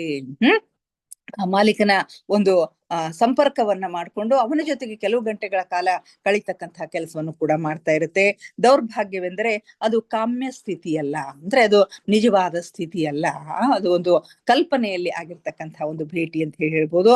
ಏಕೆಂದರೆ ಈ ಕುದುರೆ ಅಥವಾ ನಾಯಿಯು ತನ್ನ ಯಜಮಾನನು ಅಲ್ಲಿ ತಲುಪಿದಾಗ ಅವು ದುಃಖಿ ಆಗ್ತಾವು. ಕುದುರೆ ಅಥವಾ ನಾಯಿ ಯಜಮಾನನನ್ನ ತಲುಪಿದಾಗ ಅಲ್ಲಿ ದುಃಖಿ ಆಗ್ತಾವು. ಆದ್ರೆ ಯಜಮಾನನು ನಿದ್ರೆಯಿಂದ ಎಚ್ಚೆತ್ತಾಗ ಅವನಿಗೆ ಶರೀರದಲ್ಲಿ ಮರಳಿ ಹೋಗಬೇಕಾಗ್ತದ. ಇಂಥ ಸಂದರ್ಭದಲ್ಲಿ ಕೆಲವೊಂದ್ಸರಿ ಸೂಕ್ಷ್ಮ ಲೋಕದಿಂದ ಆ ಪ್ರಾಣಿಗಳು ಸೂಕ್ಷ್ಮ ಶರೀರದಲ್ಲಿ ಬಂದು ಮಾಲೀಕನ ಭೇಟಿ ಆಗ್ತಕ್ಕಂಥ ಸಾಧ್ಯತೆ ಇರ್ತದ. ಇನ್ನು ಮಾಲೀಕನೂ ಕೂಡ ನಿದ್ರಿಸುತ್ತಿರ್ತಕ್ಕಂಥ ಒಂದು ಸಂದರ್ಭದಲ್ಲಿ ತನ್ನ ದೇಹದಿಂದ ಹೊರಗಡೆ ಬಂದು ಸೂಕ್ಷ್ಮ ಶರೀರದಲ್ಲಿ ಆಮೇಲೆ ಹೋಗಿ ಅವುಗಳ ಭೇಟಿ ಆಗ್ತಕ್ಕಂಥ ಒಂದು ಸಂದರ್ಭನೂ ಬರ್ತಾ ಇರುತ್ತೆ. ಹೀಗಾಗಿ ಅವು ಪರಸ್ಪರ ಬಹಳಷ್ಟು ಕಾಲದವರೆಗೆ ಅವ್ರು ಕೂಡಿರ್ಲಿಕ್ಕೆ ಸಾಧ್ಯ ಆಗೋದಿಲ್ಲ. ಅದರಿಂದ ಅದು ತನಗಾಗಿ ಬೇರೆ ಯಜಮಾನ ಅಥವಾ ಯಜಮಾನಿಯನ್ನ ಹುಡುಕಿಕೊಳ್ಳುವುದು ತುಂಬಾ ಒಳ್ಳೆಯದು ಅಂತಕ್ಕಂಥ ಸಂಗತಿಯನ್ನ ಇಲ್ಲಿ ಹೇಳ್ತಾರೆ. ಸಮೂಹ ಚೇತನದ ಒಂದು ಭಾಗವಾಗಿರುವಂತಹ ಪ್ರಾಣಿಯು ಹೆಚ್ಚು ಆಸಕ್ತಿ ಇರುವ ಮನುಷ್ಯರೊಂದಿಗೆ ಹೊಂದಿಕೊಳ್ಳುತ್ತದೆ. ಪ್ರಾಣಿಗಳಲ್ಲಿ ಸಮೂಹ ಚೇತನದ ಒಂದು ಭಾಗವಾಗಿರ್ತಕ್ಕಂತಹ ಪ್ರಾಣಿ ಹೆಚ್ಚು ಆಸಕ್ತಿ ಇರುವಂತಹ ಮನುಷ್ಯರೊಂದಿಗೆ ಹೊಂದ್ಕೊಳ್ತದೆ. ಯಾವಾಗ್ಲೂ ಮನುಷ್ಯರ ಜೊತೆಗೆ ಅದು ಹೊಂದಾಣಿಕೆಯನ್ನ ಮಾಡ್ಲಿಕ್ಕೆ ಪ್ರಯತ್ನ ಮಾಡ್ತದ. ಆದ್ರೆ ಹೀಗಾಗೋದು ತುಂಬಾ ವಿರಳ. ಸಮೂಹ ಚೇತನದ ಸಮಯವು ಕೊನೆಗೊಳ್ಳುವ ಹಂತದಲ್ಲಿ ಅದು ವಿಭಕ್ತಗೊಂಡು ಎರಡು ಭಾಗವಾಗಿ ಉಳಿದಂತ ಅವಧಿಯಲ್ಲಿ ಮನುಷ್ಯ ಜನ್ಮ ತೆಗೆದುಕೊಳ್ಳುವುದು ಯಾವಾಗ ಎಂದು ದಾರಿ ಕಾಯುತ್ತಿರುವಂತಹ ಸಮಯದಲ್ಲಿ ಹೀಗೆ ಆಗುತ್ತದೆ. ಪ್ರಾಣಿಗಳು ಯಾವಾಗಲೂ ಮನುಷ್ಯರ ಒಂದು ಸಹವಾಸದಲ್ಲಿ ಇರ್ಲಿಕ್ಕೆ, ಅವರ ಪ್ರೀತಿಯನ್ನ ಪಡೀಲಿಕ್ಕೆ ಅವರು ಇಷ್ಟಪಡ್ತಾ ಇರ್ತಾರೆ. ಯಾಕಂದ್ರೆ ಎಲ್ಲಿಯವರೆಗೆ ಮನುಷ್ಯನ ಬಗ್ಗೆ ಅವರ ಮನಸ್ಸಿನಲ್ಲಿ ಇರ್ತಕ್ಕಂಥ ಭೀತಿ, ಹೆದರಿಕೆ ಅಂತಕ್ಕಂಥದ್ದು ಹೋಗ್ತದೋ ಅಲ್ಲಿಯವರೆಗೆ ಅವರಿಗೆ ಮಾನವ ಜನ್ಮ ಅಂತಕ್ಕಂಥದ್ದು ಸಿಗೋದಿಲ್ಲ ಅನ್ನೋದನ್ನ ನಾವೀಗಾಗ್ಲೇ ನೋಡಿದೀವಿ. ಹೀಗಾಗಿ ಆ ಆ ಮಾನವ ಜನ್ಮ ಸಿಗ್ಬೇಕಾಗಿತ್ತು ಅಂತಂದ್ರೆ ಮನುಷ್ಯರ ಸಹವಾಸದಲ್ಲಿ ಅವರು ಬರ್ಬೇಕಾಗ್ತದ. ಆ ವ್ಯಕ್ತಿಯು ಈ ಸಮೂಹ ಚೇತನಕ್ಕೆ, ಆ ಜೀವಿಗಳ ಮನದಲ್ಲಿ ಇರ್ತಕ್ಕಂಥ ಭಯದ ಭಾವ ಸಂಪೂರ್ಣವಾಗಿ ಗೊಳಿಸುವಲ್ಲಿ ಆ ಪ್ರಾಣಿಗಳಿಗೆ ಅವನು ಸಹಾಯ ಮಾಡಿರ್ತಾನೆ. ಹೀಗಾಗಿ ಮಾನವನ ಸಂಪರ್ಕಕ್ಕೆ ಅವು ಬರ್ಲಿಕ್ಕೆ ಇಷ್ಟಪಡ್ತಾ ಇರ್ತಾವು. ಎರಡು ನಂತರ ಈ ಮನುಷ್ಯ ಜನ್ಮ ತೆಗೆದುಕೊಳ್ಳುವುದಕ್ಕಿಂತ ಪೂರ್ವದಲ್ಲಿ ಅವು ಎರಡು ಬೇಕು ಅಥವಾ ಎರಡು ನಾಯಿಗಳು ಆಗಿ ಪೂರ್ಣ ಚೇತನವು ಸತತವಾಗಿ 2-3 ಜನ್ಮಗಳವರೆಗೆ ಒಂದೇ ಮನೆಯಲ್ಲಿ ಕಳೀತಾವು ಅಂತಕ್ಕಂಥ ಮಾತನ್ನ ಹೇಳ್ತಾವು. ಈಗ ಸಮೂಹ ಆತ್ಮದಲ್ಲಿ ಇದ್ದು ಬೇರೆ ಬೇರೆ ಒಂದು ಜನ್ಮವನ್ನ ತೆಗೆದುಕೊಳ್ಳೋದಷ್ಟೇ ಅಲ್ದೇನೆ, ಈ ಪ್ರಾಣಿಗಳ ಆತ್ಮದ ಪ್ರಗತಿ ಆದ ನಂತರ ಮನುಷ್ಯ ಜನ್ಮಕ್ಕೆ ಬರೋ ಪೂರ್ವದಲ್ಲಿ ಅವು ಎರಡೆರಡು ಜನ್ಮವನ್ನ, ಅಂದ್ರೆ ಒಂದೇ ಆತ್ಮ ಎರಡು ದೇಹ, ಒಂದೇ ಆತ್ಮ ಎರಡು ದೇಹ, ಹೀಗೆ 2 ನಾಯಿ, 2 ಬೆಕ್ಕು, 2 ಕುದುರೆ ಹೀಗೆ ಜನ್ಮವನ್ನ ತೆಗೆದುಕೊಳ್ತವೆ ಅಂತ ಹೇಳ್ತಾರೆ. ಆ ಎರಡರಲ್ಲಿನೂ ಕೂಡ ಈ ಮನುಷ್ಯನ ಗುಣಗಳು ಹೆಚ್ಚು ಇರ್ತಾವು, ಪ್ರಾಣಿಯ ಗುಣಗಳು ಕಡಿಮೆ ಆಗ್ತಾವು. ಹೀಗೆ ಬರಬರ್ತಾ ಅಂತಹ ಜೀವಗಳು ಒಬ್ಬ ಮಾಲೀಕನ ಬಳಿನೇ 2-3 ಜನ್ಮವನ್ನು ತೆಗೆದುಕೊಂಡು ಅವನ ಪ್ರೀತಿಗೆ ಪಾತ್ರರಾಗಿ ಅವನ ಸಹವಾಸದಲ್ಲಿದ್ದು ಅವು ಮುಂದೆ ಮಾನವ ಜನ್ಮವನ್ನ ತೆಗೆದುಕೊಳ್ತಾವು ಅಂತಕ್ಕಂಥ ಮಾತನ್ನ ಇಲ್ಲಿ ಹೇಳ್ತಾರೆ. ಈ ರೀತಿಯಾಗಿ ಬೆಸ್ಟೀಕರಣದ ನಂತರ ಮನುಷ್ಯ ರೂಪ ತೆಗೆದುಕೊಂಡಾಗ ಆ ಅವಧಿಯು ಬಹು ಅಲ್ಪ ಸಮಯವಾಗಿರುತ್ತದೆ. ಒಂದು ಉದಾಹರಣೆಯನ್ನು ನೀಡಿ ಹೇಳ ಬಯಸಿದ್ದೆ, ಆದ್ರೆ ನನಗೀಗ ಅಷ್ಟೊಂದು ಸಮಯ ಇಲ್ಲ. ಈ ವೆಸ್ಟೀಕರಣವನ್ನ ತೆಗೆದುಕೊಂಡು ಮನುಷ್ಯ ರೂಪವನ್ನ ತೆಗೆದುಕೊಂಡಾಗ ಈ ಅವಧಿ ಬಹಳಷ್ಟು ಕಡಿಮೆ ಆಗಿರ್ತದ ಅಂತಕ್ಕಂಥ ಮಾತನ್ನ ಹೇಳ್ತಾರೆ. ಇದೆಲ್ಲವನ್ನ ಒಂದು ಉದಾಹರಣೆ ಮೂಲಕ ಹೇಳ್ಬೇಕು ಅನ್ಕೊಂಡಿದ್ದೆ, ಆದ್ರೆ ಈಗ ನನಗ ಅಷ್ಟೊಂದು ಸಮಯ ಇಲ್ಲ ಅಂತ ಹೇಳಿ ಇಲ್ಲಿ ಮುಗಿಸ್ತಾರೆ. ಸೂಕ್ಷ್ಮ ಲೋಕದಲ್ಲಿ ಒಂದು ಪ್ರಾಣಿಯ ಹತ್ತಿರ ಎಷ್ಟೊಂದು ಕಡಿಮೆ ಸಮಯ ಇರುತ್ತದೆ ಅಂದ್ರೆ ಅದು ಸಮೂಹ ಚೇತನದ ವಿಕಾಸವನ್ನು ಪ್ರಭಾವಿತಗೊಳಿಸಲಾರದು. ಯಾಕಂದ್ರೆ ಸೂಕ್ಷ್ಮ ಲೋಕದಲ್ಲಿ ಪ್ರಾಣಿಯ ಸಮಯ ಬಹಳಷ್ಟು ಕಡಿಮೆ ಇರ್ತದಂತ, ಬಹಳಷ್ಟು ದಿವಸ ಅಲ್ಲಿ ಅದು ಇರೋದಿಲ್ಲ. ಹೀಗಾಗಿ ಅಲ್ಲಿ ಇರ್ತಕ್ಕಂಥ ಒಂದು ಅವಧಿಯಲ್ಲಿ ಸಮೂಹ ಚೇತನದ ವಿಕಾಸದ ಮೇಲೆ ಯಾವುದೇ ರೀತಿಯ ಪ್ರಭಾವವನ್ನು ಅದು ಮಾಡೋದಿಲ್ಲ. ಸಮಯವು ಪೂರ್ಣಗೊಂಡಾಗ ಭೌತಿಕ ಜೀವನದಲ್ಲಿ ಮರಳಿ ಜನ್ಮ ಹೊಂದಿ ಇನ್ನಷ್ಟು ಅನುಭವಗಳನ್ನು ಹೊಂದಲು ಈ ಪ್ರಾಣಿಗಳು ತಾವಿರುವ ಮನೆಯಿಂದ ಮಾಯವಾಗಿ ಸಮೂಹ ಚೇತನದಲ್ಲಿ ಮರಳಿ ಬರ್ತಾವೆ ಅಂತಕ್ಕಂಥ ಸಂಗತಿಯನ್ನ ಹೇಳ್ತಾರೆ. ಇಲ್ಲಿಗೆ ಈ ಮಾನವ ಮತ್ತು ಪ್ರಾಣಿಗಳ ಒಂದು ಸೂಕ್ಷ್ಮ ಲೋಕದಲ್ಲಿ ಮಾನವರಿಗೂ ಮತ್ತು ಪ್ರಾಣಿಗಳಿಗೂ ಇರ್ತಕ್ಕಂಥ ಒಂದು ವ್ಯತ್ಯಾಸವನ್ನ ಈ ರೀತಿ ಹೇಳಿದ್ದಾರೆ. ಇನ್ನು ಮುಂದಿನ ಪ್ರಶ್ನೆ, ನಮ್ಮ 2ನೇ ಯಾತ್ರೆಯ ಸಮಯದಲ್ಲಿ ಚಾರ್ಲ್ಸ್ನು ನಮ್ಮನ್ನೇಕೆ ಸಂಪರ್ಕಿಸಲಿಲ್ಲ? ನಮ್ಮ 2ನೆಯ ಸೂಕ್ಷ್ಮ ಶರೀರ ಯಾನದ ಸಂದರ್ಭದಲ್ಲಿ ನನ್ನ ತಮ್ಮ ಚಾರ್ಲ್ಸನು ನಮಗೆ ಏಕೆ ಸಂಪರ್ಕ ಮಾಡಲಿಲ್ಲ ಅಂತ ಅನ್ನೋ ಪ್ರಶ್ನೆಯನ್ನು ಕೇಳ್ತಾರೆ. ಅವನ ಹೊಸ ಜೀವನವು ಅಧಿಕ ಆನಂದಪ್ರದ ಹಾಗೂ ವಿಭಿನ್ನ ರೀತಿಯದ್ದಾಗಿದೆ, ಆದ್ದರಿಂದ ಅವನು ನಮ್ಮೊಂದಿಗೆ ಅನಾಸಕ್ತನಾಗಿದ್ದಾನೆಯೇ? ಅವನ ಹೊಸ ಜೀವನ, ಹೊಸ ಒಂದು ಸೂಕ್ಷ್ಮ ಲೋಕದ ಒಂದು ಜೀವನ ಬಹಳಷ್ಟು ಆನಂದದಾಯಕವಾಗಿರೋದ್ರಿಂದ, ವಿಭಿನ್ನ ರೀತಿಯದಾಗಿರೋದ್ರಿಂದ ನಮ್ಮೊಂದಿಗೆ ಸಂಪರ್ಕವನ್ನ ಕಲ್ಪಿಸಿಕೊಳ್ಳಿಕ್ಕೆ ಅವನು ಆಸಕ್ತಿಯನ್ನ ತೋರಿಸ್ತಾ ಇಲ್ವೇ ಅಂತಕ್ಕಂಥ ಮಾತನ್ನ ಹೇಳ್ತಾನೆ. ಅಥವಾ ತಮ್ಮ ಸಹಾಯವಿಲ್ಲದೆ ಅವನು ಪುನಃ ನಮ್ಮೊಂದಿಗೆ ಸಂಪರ್ಕ ಸಾಧಿಸಲಾರನೆ, ಅಥವಾ ನಮಗೆ ಮತ್ತೊಮ್ಮೆ ಭೇಟಿಯಾಗ್ಬೇಕು ಅಂದ್ರೆ ನಿಮ್ಮಂತವರ ಸಹಾಯ ಬೇಕು ಏನು ಅಂತಕ್ಕಂಥ ಒಂದು ಪ್ರಶ್ನೆಯನ್ನ ಇಲ್ಲಿ ಕೇಳ್ತಾರೆ. ಈ ಪ್ರಶ್ನೆಗೆ ಉತ್ತರವನ್ನ ಈ ರೀತಿ ಕೊಡ್ತಾರೆ. ಈ ಪ್ರಶ್ನೆಗಳನ್ನು ಕೇಳಿರುವುದಕ್ಕೆ ನನಗೆ ತುಂಬಾ ಸಂತೋಷವಾಗಿದೆ. ನೀನು ತುಂಬಾ ಒಳ್ಳೆಯ ಪ್ರಶ್ನೆಯನ್ನ ಕೇಳಿದೀಯಾ, ಈ ಪ್ರಶ್ನೆ ಕೇಳಿದ್ದಕ್ಕೆ ನನಗೆ ಬಹಳಷ್ಟು ಸಂತೋಷ ಆಗ್ತದ, ಇದಕ್ಕೆ ಉತ್ತರ ಕೊಡ್ಲಿಕ್ಕೆ ನನಗೆ ಸ್ವಲ್ಪ ಸಮಯ ಹಿಡಿತದ ಅಂತ ಹೇಳ್ತಾರೆ. ಆದ್ರೆ ಅಸ್ಥಾಯಿ ಅತಿಥಿಗಳಿಗೂ ಹಾಗೂ ಸ್ಥಾಯಿ ನಿವಾಸಿಗಳಿಗೆ ಒಂದು ಸ್ಥಳದಿಂದ ಇನ್ನೊಂದು ಸ್ಥಳಕ್ಕೆ ಹೋಗುವ ಸಂದರ್ಭಗಳ ಏಕೆ ಬೇರೆ ಬೇರೆ ಆಗಿರುತ್ತವೆ ಎಂಬುದನ್ನು ನೀನು ಸ್ಪಷ್ಟವಾಗಿ ತಿಳಿದುಕೊಳ್ಳಬೇಕು. ಇಲ್ಲಿ ಒಂದು ವ್ಯತ್ಯಾಸ, ಸೂಕ್ಷ್ಮ ಲೋಕದ ಸ್ಥಾಯಿ ನಿವಾಸಿಗಳು ಮತ್ತು ಸೂಕ್ಷ್ಮ ಲೋಕದ ಅಸ್ಥಾಯಿ ನಿವಾಸಿಗಳು, ಇವ ಎರಡರ ನಡುವೆ ಒಂದು ವ್ಯತ್ಯಾಸ ಇದೆ, ಭಿನ್ನತೆ ಏನದ. ಇವರಿಬ್ಬರಿಗೂ ಕೂಡ ಈ ಒಂದು ಪ್ರದೇಶದಿಂದ ಮತ್ತೊಂದು ಪ್ರದೇಶಕ್ಕೆ ಅಥವಾ ಒಂದು ಸ್ಥಳದಿಂದ ಮತ್ತೊಂದು ಸ್ಥಳಕ್ಕೆ ಹೋಗುವ ಸಂದರ್ಭಗಳಲ್ಲಿ ಬೇರೆ ಬೇರೆ ಸಂದರ್ಭಗಳು ಬರ್ತಾವು ಅಂತಕ್ಕಂಥ ಮಾತನ್ನ ಹೇಳ್ತಾರೆ. ಇದನ್ನ ನೀನ್ ತಿಳ್ಕೋಬೇಕು. ಇಲ್ಲಿ ಸ್ಥಾಯಿ ನಿವಾಸಿಗಳು ಅಂತಂದ್ರೆ ದೇಹವನ್ನ ತ್ಯಾಗ ಮಾಡಿ ಪರ್ಮನೆಂಟ್ ಆಗಿ ಸೂಕ್ಷ್ಮ ಲೋಕದಲ್ಲಿ ಹೋಗಿರ್ತಕ್ಕಂಥವ್ರು. ಇನ್ನು ಅಸ್ಥಾಯಿ ನಿವಾಸಿಗಳು ಅಂತಂದ್ರೆ ದೇಹವನ್ನ ಇಲ್ಲೇ ಭೂಮಿಯ ಮೇಲೆ ಬಿಟ್ಟು ತಮ್ಮ ಮನೆಯಲ್ಲೇ ಬಿಟ್ಟು ನಿದ್ರೆಯ ಸಂದರ್ಭದಲ್ಲಿ ಸೂಕ್ಷ್ಮ ಲೋಕದಲ್ಲಿ ಸೂಕ್ಷ್ಮ ಪ್ರಯಾಣವನ್ನ ಮಾಡ್ಲಿಕ್ಕೆ, ಸೂಕ್ಷ್ಮ ಲೋಕದ ಪ್ರಯಾಣವನ್ನ ಮಾಡ್ಲಿಕ್ಕೆ ಹೋಗಿರ್ತಕ್ಕಂಥವ್ರು. ಪೀಟರ್ ರೆಶ್ಲು ಅವರು ಅಸ್ಥಾಯಿ ನಿವಾಸಿಗಳು, ಅವರ ತಮ್ಮ ಚಾರ್ಲ್ಸ್ ಸ್ಥಾಯಿ ನಿವಾಸಿ ಇದ್ದಾನೆ.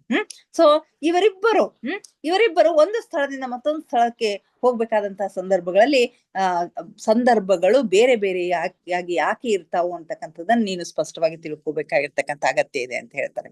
ಭೌತಿಕ ಜೀವನದಲ್ಲಿರುವಾಗ ಸೂಕ್ಷ್ಮ ಶರೀರವು ಕೇವಲ ಒಂದು ಸಹಾಯಕ ಶರೀರವಾಗಿದೆ. ನಾವು ಭೌತಿಕ ಜೀವನದಲ್ಲಿ ಇದ್ದಾಗ ಸೂಕ್ಷ್ಮ ಶರೀರ ಅಂತಕ್ಕಂಥದ್ದು ಕೇವಲ ನಮಗೆ ಸಹಾಯಕವಾಗಿರ್ತಕ್ಕಂಥ ಶರೀರ ಆಗಿದೆ. ಅದರ ಮಹತ್ವ ನಮಗೆ ಗೌಣವಾಗಿರುತ್ತದೆ, ಅದರ ಮಹತ್ವ ನಮ್ಗೆ ಗೊತ್ತಿರೋದಿಲ್ಲ. ಇತ್ತೀಚೆಗೆ ಮಾತ್ರ ಧ್ಯಾನದಲ್ಲಿ ಬಂದಾಗ ಸೂಕ್ಷ್ಮ ಶರೀರ ಅಂದ್ರೆ ಏನು, ಭೌತಿಕ ಶರೀರ ಅಂದ್ರೆ ಏನು, ಈ ವಿಭಿನ್ನ ಶರೀರಗಳಂದ್ರೆ ಯಾವ್ಯಾವು ಅಂತಕ್ಕಂಥದ್ದು ನಮ್ಗೆ ಗೊತ್ತಾಗ್ತಾ ಇದೆ. ಸಾಮಾನ್ಯ ಜನರಿಗೆ ಇವುಗಳ ಬಗ್ಗೆ ತಿಳುವಳಿಕೆ ಇರುವುದಿಲ್ಲ. ಹೀಗಾಗಿ ಅದರ ಪ್ರಾಮುಖ್ಯತೆ ಅಂತಕ್ಕಂಥದ್ದು ಗೌಣವಾಗಿದೆ ಅಂತ ಹೇಳಿ ಹೇಳ್ತಾರೆ. ಆದ್ರೆ ಮಲಗಿರುವ ಸಮಯದಲ್ಲಿ ನೀನು ಅದರ ಸೂಕ್ಷ್ಮ ಲೋಕದಲ್ಲಿ ವಿಹರಿಸುವುದಕ್ಕಾಗಿ ಅದರ ಉಪಯೋಗವನ್ನ ಮಾಡಿಕೊಳ್ತೀಯ. ಮಲಗಿರ್ತಕ್ಕಂತಹ ಸಂದರ್ಭದಲ್ಲಿ, ನಿದ್ರೆಯ ಸಂದರ್ಭದಲ್ಲಿ, ಸೂಕ್ಷ್ಮ ಶರೀರ ಯಾನವನ್ನ ಮಾಡ್ಬೇಕಾದಂತ ಸಂದರ್ಭದಲ್ಲಿ ಈ ಸೂಕ್ಷ್ಮ ಶರೀರವನ್ನ ಬಳಸ್ಕೊಳ್ತೀಯ ಅಂತಕ್ಕಂಥ ಮಾತನ್ನ ಹೇಳ್ತಾರೆ. ಸೂಕ್ಷ್ಮ ಶರೀರವು ಸೂಕ್ಷ್ಮ ತತ್ವದಿಂದ ನಿರ್ಮಾಣವಾಗಿದೆ ಹಾಗೂ ಪ್ರತ್ಯೇಕ ವಲಯಗಳಿಗೆ ಬೇಕಾದಂತಹ ಕಣಗಳು ಅದರೊಳಗೆ ಉಪಸ್ಥಿತ ಇರುತ್ತವೆ. ಈ ಸೂಕ್ಷ್ಮ ಶರೀರ ಅಂತಕ್ಕಂಥದ್ದು ಸೂಕ್ಷ್ಮ ತತ್ವದಿಂದ ನಿರ್ಮಾಣವಾಗಿರ್ತಕ್ಕಂಥದ್ದು. ಇನ್ನು ಸೂಕ್ಷ್ಮ ಲೋಕದ ಪ್ರತ್ಯೇಕ ವಲಯಗಳು, 7 ವಲಯಗಳು, 7 ಲೋಕಗಳವ ಅಂತ ಹೇಳ್ತೀವಲ್ಲ, ಆ ಪ್ರತ್ಯೇಕ ವಲಯಗಳಿಗೆ ಬೇಕಾದಂತಹ ಕಣಗಳು ಅದರೊಳಗೆ ಈಗಾಗ್ಲೇ ಉಪಸ್ಥಿತ ಇರ್ತಾವು ಅಂತ ಹೇಳ್ತಾವೆ. ಭೌತಿಕ ಶರೀರ ಇರುವವರೆಗೆ ಈ ಕಣಗಳು ಪರಸ್ಪರ ಹೊಂದಿಕೊಂಡು ಇರ್ತಾವು. ಭೌತಿಕ ಶರೀರ ಇರೋ ತನಕ ಈ ಕಣಗಳು ಪರಸ್ಪರ ಹೊಂದ್ಕೊಂಡಿರ್ತಾವು. ಸೂಕ್ಷ್ಮ ಲೋಕದ ಊರ್ಧ್ವ ಅಥವಾ ಅಧೋ ಭಾಗದ ಯಾವುದೇ ವಲಯದಲ್ಲಾದ್ರೂ ನೀನು ಹೋಗಬೇಕಾದ್ರೆ ಕೇವಲ ನಿನ್ನ ಇಚ್ಛಾಶಕ್ತಿಯನ್ನು ಪ್ರಯೋಗಿಸಿದ್ರೆ ಸಾಕು, ನೀನು ಹೋಗ ಬಯಸುವ ವಲಯಕ್ಕೆ ಹೊಂದಿಕೊಳ್ಳುವಂತಹ ವಿಶಿಷ್ಟ ಕಣಗಳು ಸಕ್ರಿಯಗೊಳ್ಳುತ್ತವೆ. ಇದರಿಂದ ನಿನ್ನ ಯಾತ್ರೆಯು ಸಾಧ್ಯವಾಗುತ್ತದೆ. ಈ ಸೂಕ್ಷ್ಮ ಲೋಕದ ಊರ್ಧ್ವ ಅಥವಾ ಅಧೋ ಭಾಗದ ವಲಯಗಳು, ಊರ್ಧ್ವ ಅಂತಂದ್ರೆ ಮೇಲಿನ ಭಾಗಗಳು, ಅಧೋಲೋಕದ್ದು ಅಂತಂದ್ರೆ ಕೆಳಗಿನ ಭಾಗಗಳು ಅಂತ ಹೇಳ್ತೀವಿ. ಅವುಗಳಿಗೆ ಹೋಗ್ಬೇಕಾಗಿರ್ತಕ್ಕಂತಹ ಸಂದರ್ಭದಲ್ಲಿ ನೀನ್ ಏನು ಮಾಡಬೇಕು ಅಂತಂದ್ರೆ ಕೇವಲ ಆಲೋಚನೆಯನ್ನ ಮಾಡಬೇಕು. ಸೂಕ್ಷ್ಮ ಲೋಕದ ಮೊದಲ ವಲಯಕ್ಕೆ ಹೋಗ್ಬೇಕು, ಅಥವಾ ಸೂಕ್ಷ್ಮ ಲೋಕದ 4ನೆಯ ವಲಯಕ್ಕೆ ಹೋಗ್ಬೇಕು, ಅಥವಾ ಅದಕ್ಕಿಂತ ಹೆಚ್ಚಿನ ವಲಯಕ್ಕೆ ಹೋಗ್ಬೇಕು ಅಂತ ಹೇಳಿ ನೀನು ಆಲೋಚನೆ ಮಾಡಿದ್ರೆ ಸಾಕು, ಆಯಾ ಲೋಕದ ಕಣಗಳು ಇಲ್ಲಿ ಜಾಗೃತ ಆಗಿ ನಿನ್ನ ಪ್ರಯಾಣ ಏನಾಗುತ್ತೆ, ಸಕ್ಸಸ್ ಆಗತ್ತೆ, ಯಶಸ್ವಿ ಆಗತ್ತೆ ಅಂತಕ್ಕಂಥ ಮಾತನ್ನ ಇಲ್ಲಿ ಹೇಳ್ತಾರೆ. ನೀನು ಹೋಗ ಬಯಸುವ ವಲಯಕ್ಕೆ ಹೊಂದಿಕೊಳ್ಳುವಂತ ವಿಶಿಷ್ಟ ಕಣಗಳು ಅಲ್ಲಿ ಸಕ್ರಿಯಗೊಳ್ತಾವು. ಇದರಿಂದ ನಿನ್ನ ಯಾತ್ರೆ ಸಾಧ್ಯವಾಗ್ತದ. ಇದನ್ನು ಇನ್ನಷ್ಟು ಸ್ಪಷ್ಟವಾಗಿ ತಿಳಿದುಕೊಳ್ಳಲು ಒಂದು ಉದಾಹರಣೆಯನ್ನ ನೀಡ್ತೀನಿ ಅಂತಾರೆ. ನೀನು ಪ್ರಥಮ ವಲಯದಲ್ಲಿ ಕೆಲವು ಕ್ಷಣ ತಂಗಿದಾಗ ಆ ವಲಯಕ್ಕಾಗಿ ಅವಶ್ಯಕ ಕಣಗಳು ಆ ಸಮಯದಲ್ಲಿ ಸಕ್ರಿಯಗೊಳ್ತಾವು. ಪ್ರಥಮ ವಲಯಕ್ಕೆ ಹೋಗ್ಬೇಕು ಅಂತಕ್ಕಂಥ ಇಚ್ಛೆಯನ್ನ ನೀನು ವ್ಯಕ್ತಪಡಿಸಿದಾಗ, ಪ್ರಥಮ ವಲಯದಲ್ಲಿದ್ದಾಗ ಆ ವಲಯಕ್ಕೆ ಹೊಂದಿಕೆ ಆಗ್ತಕ್ಕಂಥ ಕಣಗಳು ಸಕ್ರಿಯಗೊಳ್ತಾವು ಅಂತ ಹೇಳ್ತಾರೆ. ಅಲ್ಲಿಂದ ನೀನು 4ನೆಯ ವಲಯಕ್ಕೆ ಹೋಗ ಬಯಸುವಿಯಾದರೆ ಅಲ್ಲಿ ಕಾರ್ಯನಿರ್ವಹಿಸುವವರೆಗೆ ಆ ವಲಯಕ್ಕಾಗಿ ಅವಶ್ಯಕ ಕಣಗಳು ಸಕ್ರಿಯಗೊಳ್ತಾವು. 4ನೆಯ ವಲಯಕ್ಕೆ ಹೋಗ್ಬೇಕು ಅಂತಂದ್ರೆ ಆ ವಲಯಕ್ಕೆ ಸಂಬಂಧಪಟ್ಟಿರ್ತಕ್ಕಂಥ ಕಣಗಳು ಸಕ್ರಿಯ ಆಗ್ತಾವು. ಬಾಕಿ ವಲಯಗಳಿಗೆ ಸಂಬಂಧಿಸಿದ ಕಣಗಳು ಸುಪ್ತವಾಗಿ ಇರ್ತಾವು. ಅಲ್ಲೇ ಸೂಕ್ಷ್ಮ ಶರೀರದಲ್ಲಿ ಇದ್ರೂ ಕೂಡ ಅವು ಸುಪ್ತವಾಗಿ ಇರ್ತಾವು ಅಂತಕ್ಕಂಥ ಮಾತನ್ನ ಹೇಳ್ತಾರೆ. ಭೌತಿಕ ಶರೀರವಿರುವವರೆಗೆ ಈ ಪ್ರಕ್ರಿಯೆ ಹೀಗೆಯೇ ನಡೆಯುತ್ತಿರುತ್ತದೆ. ಇದೇ ರೀತಿ ಕೆಳಲೋಕಗಳಿಗೆ ಹೋಗ್ಬೇಕಾದ್ರೂ ಕೂಡ ಆಯಾ ಲೋಕದ ಕಣಗಳು ಜಾಗೃತ ಆಗಿ ಹೋಗ್ತಾವು ಅಂತಕ್ಕಂಥ ಮಾತನ್ನ ಹೇಳ್ತಾರೆ. ಈ ಭೌತಿಕ ಶರೀರ ಇರೋವರೆಗೆ ಈ ಪ್ರಕ್ರಿಯೆ ಹಾಗೆಯೇ ನಡೆಯುತ್ತಿರುತ್ತದೆ. ಮೃತ್ಯುವಿನ ಸಮಯದಲ್ಲಿ ಭೌತಿಕ ಶರೀರವು ಬಿಡುಗಡೆಗೊಂಡಾಗ ಈ ಮೊದಲು ಕೇವಲ ಸುತ್ತುತ್ತಿರುವ ಮಿಶ್ರಿತ ಕಣಗಳ ಪಿಂಡವಾಗಿದ್ದ ಸೂಕ್ಷ್ಮ ಶರೀರವು ಈಗ ತನ್ನನ್ನು ಪುನಃ ವ್ಯವಸ್ಥಿತಗೊಳಿಸಿಕೊಳ್ಳುತ್ತದೆ. ಈಗ ಶರೀರವನ್ನ ತ್ಯಜಿಸಿದಾಗ, ಮೃತ್ಯುವಿನ ಸಮಯದಲ್ಲಿ ಭೌತಿಕ ಶರೀರವು ಬಿಡುಗಡೆಗೊಂಡಾಗ ಈ ಮೊದಲು ಕೇವಲ ಸುತ್ತುತ್ತಿರುವ ಒಂದು ಮಿಶ್ರಿತ ಕಣಗಳ ಪಿಂಡವಾಗಿರ್ತಕ್ಕಂಥ ಒಂದು ಸೂಕ್ಷ್ಮ ಶರೀರ ಈಗ ತನ್ನನ್ನು ಪುನಃ ವ್ಯವಸ್ಥಿತಗೊಳಿಸ್ಕೊಳ್ಬೇಕಾಗ್ತದ.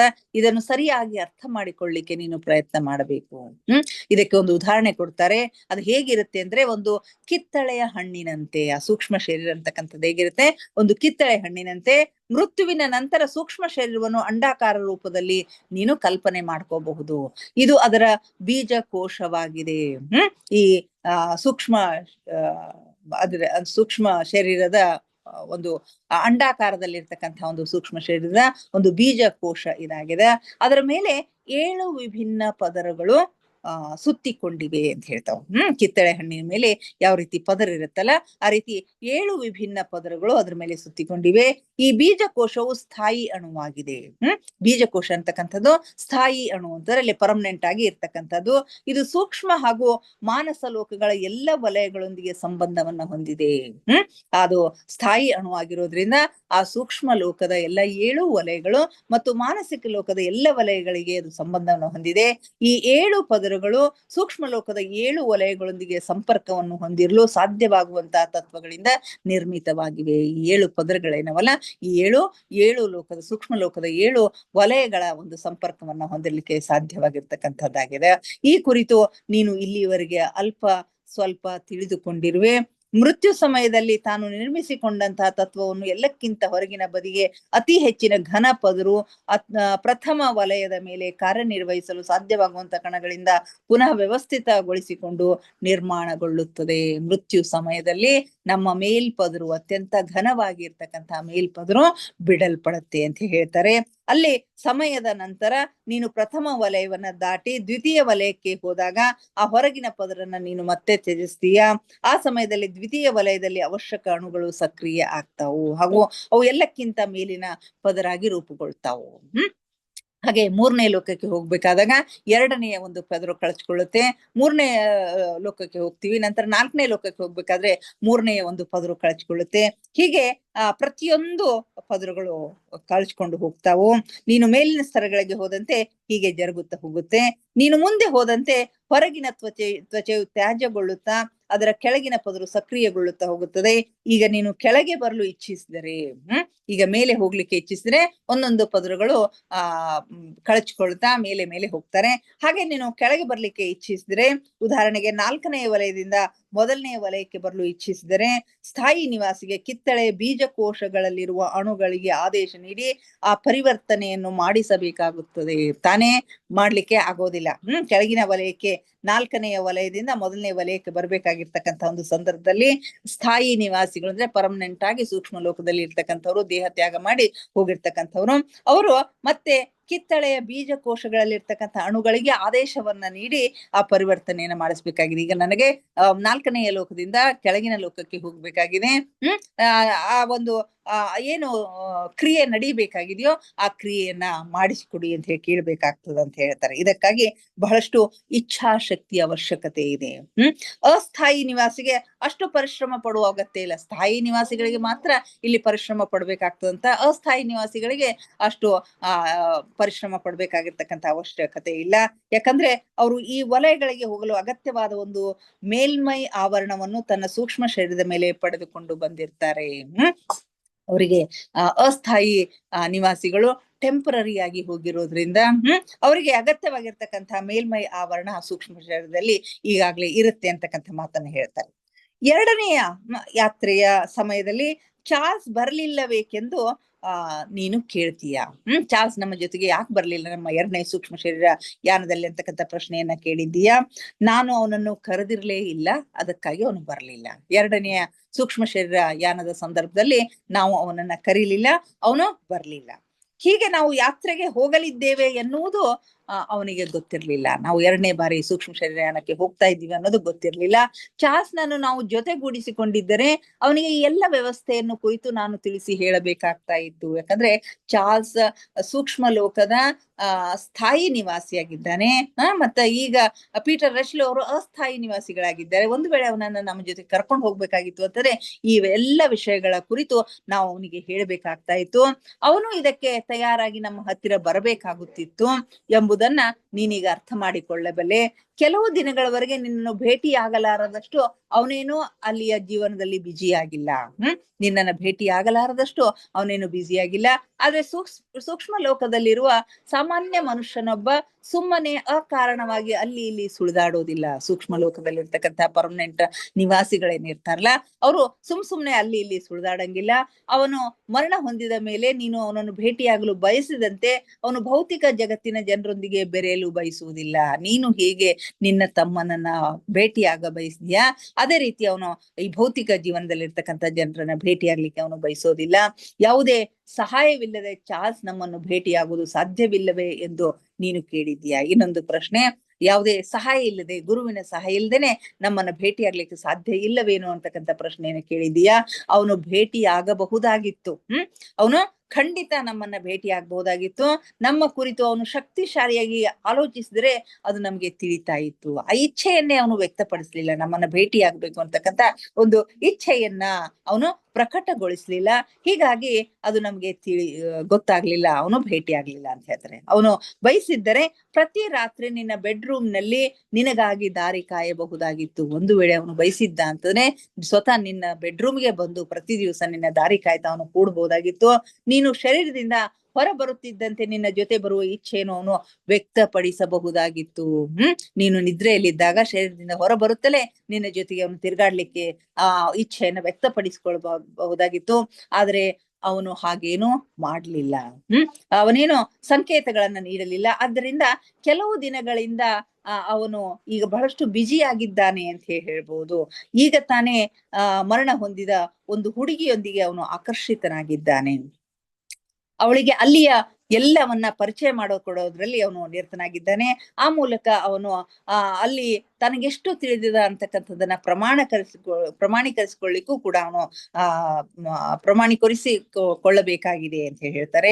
ಈಗ ಅವನನ್ನ ಒಬ್ಬಂಟಿಯಾಗಿ ಬಿಟ್ಟು ಬಿಡು ಎಂದು ಸಲಹೆ ನೀಡುತ್ತೇನೆ. ಸ್ವಲ್ಪ ಕಾಲಾವಧಿಯ ನಂತರ ನೀನು ಅವನನ್ನು ಭೇಟಿಯಾಗುವೆ. ಇದರಲ್ಲಿ ನಿಮ್ಮಿಬ್ಬರಿಗೂ ಲಾಭ ಇದೆ. ಈಗ ಅವನ ಬಗ್ಗೆ ಚಿಂತೆ ಮಾಡಬೇಡ, ಅವನನ್ನ ಅಷ್ಟಕ್ಕೆ ಬಿಟ್ಟು ಬಿಡು. ಸ್ವಲ್ಪ ಕಾಲದ ನಂತರ ನೀನು ಮತ್ತೆ ಅವನನ್ನ ಭೇಟಿ ಆಗ್ತೀಯ. ಆ ಭೇಟಿಯು ನಿಮ್ಮಿಬ್ಬರಿಗೂ ಲಾಭದಾಯಕವಾಗಿದೆ ಅಂತಕ್ಕಂಥ ಸಂಗತಿಯನ್ನ ಹೇಳ್ತಾ ಎರಡನೇ ಪ್ರಶ್ನೆಯ ಉತ್ತರವನ್ನ ಅವನ ಎಲ್ಲ ಪ್ರಶ್ನೆಗಳಿಗೂ ಉತ್ತರವನ್ನ ಪೀಟರ್ ಹೆಶ್ಲ್ ಅವರು ಕೊಟ್ಟಿದ್ದಾರೆ. ಇಲ್ಲಿಗೆ ಇಂದಿನ ಸ್ವಾಧ್ಯಾಯವನ್ನ ಮುಗಿಸೋಣ ಮಾಸ್ಟರ್. ಸಮಯ ಬಹಳಷ್ಟು ಆಯಿತು. ದಯವಿಟ್ಟು ಎಲ್ಲರೂ ಧ್ಯಾನಕ್ಕೆ ಸಿದ್ಧರಾಗಿ ಯಾವುದಾದ್ರೂ ಸ್ಥಿರ ಸುಖಾಸನದಲ್ಲಿ ಕುಳಿತುಕೊಳ್ಳಿ. ಕಾಲುಗಳನ್ನ ಚೇರ್ ಮೇಲೆ ಕುಳಿತಿದ್ರೆ ಕಾಲುಗಳನ್ನ ಕ್ರಾಸ್ ಮಾಡ್ಕೊಳ್ರಿ. ಕೈ ಬೆರಳುಗಳನ್ನ ಒಂದ್ರೊಳಗೊಂದು ಸೇರಿಸ್ಕೊಳ್ರಿ. ಕಣ್ಣುಗಳನ್ನ ನಿಧಾನವಾಗಿ ಮುಚ್ಚಿ ಮುಖದ ಮೇಲೆ ಮಂದಹಾಸವಿರಲಿ. ದೇಹದ ಯಾವ ಭಾಗದಲ್ಲಿಯೂ ಬಿಗಿತ ಬೇಡ. Relax relax relax please.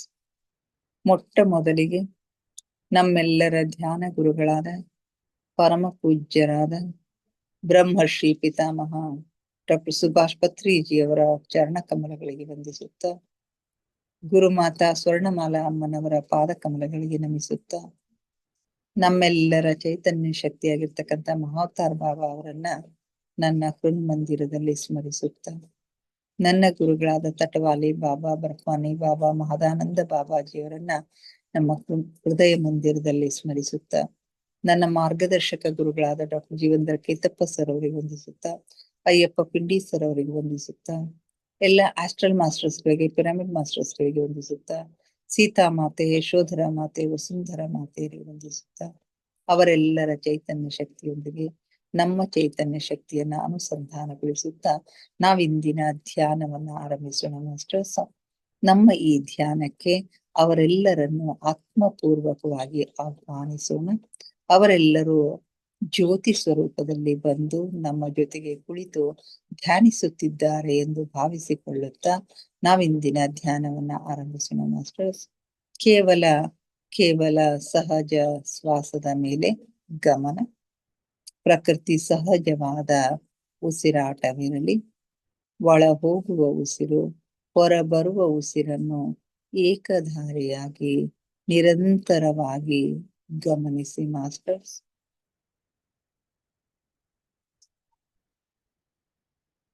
ಯಾವ ಆಲೋಚನೆಗಳು ಬೇಡ.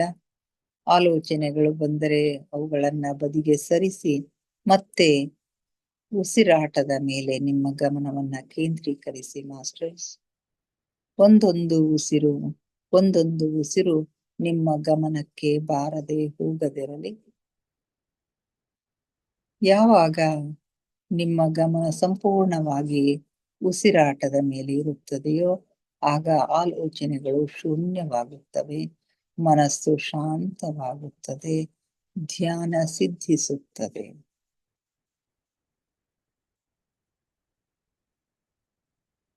ನಮ್ಮ ಉಚ್ಛ್ವಾಸ ನಿಶ್ವಾಸದ ಮಧ್ಯದ ಬಿಂದು, ಅದುವೇ ಧ್ಯಾನ ಬಿಂದು, ಅದುವೇ ಶೂನ್ಯ ಬಿಂದು, ಅದುವೇ ನಮ್ಮ ಒಳ ಜಗತ್ತಿನ ಆಂತರಿಕ ಜಗತ್ತಿನ ಕಿವಿಗಳು. ಅಲ್ಲಿ ಒಂದು ಕ್ಷಣ ನಿಲ್ಲುವ ಅಭ್ಯಾಸ ಮಾಡಿ ಮಾಸ್ಟರ್ಸ್. ನಿಮಗಾಗಿ ನಿಮ್ಮ ಸೂಕ್ಷ್ಮ, ನಿಮಗಾಗಿ ನಿಮ್ಮ ಆಂತರಿಕ ಜಗತ್ತು ತೆರೆದುಕೊಳ್ಳುತ್ತದೆ.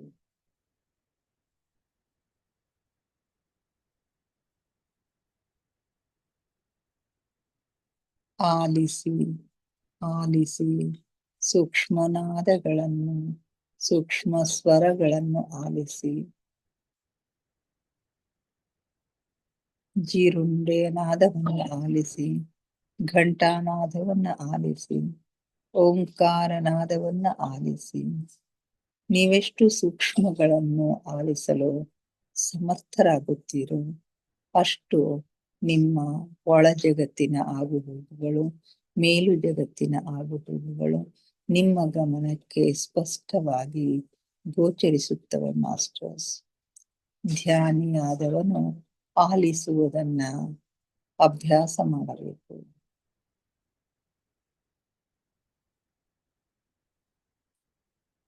ನಾನು ಆತ್ಮ, ನಾನು ದೇಹವಲ್ಲ, ನಾನು ಆತ್ಮಸ್ವರೂಪಿ. ನನ್ನ ಉಸಿರೇ ನನ್ನ ಗುರು. ಉಸಿರೆಂಬ ಗುರುವಿನ ಸಹಾಯದಿಂದ ನನ್ನ ಗಮ್ಯದೆಡೆಗೆ, ಅಂತಿಮ ಗುರಿಯೆಡೆಗೆ ನಮ್ಮ ಪಯಣ ನಿರಂತರವಾಗಿ ಸಾಗಿದೆ ಮಾಸ್ಟರ್ಸ್.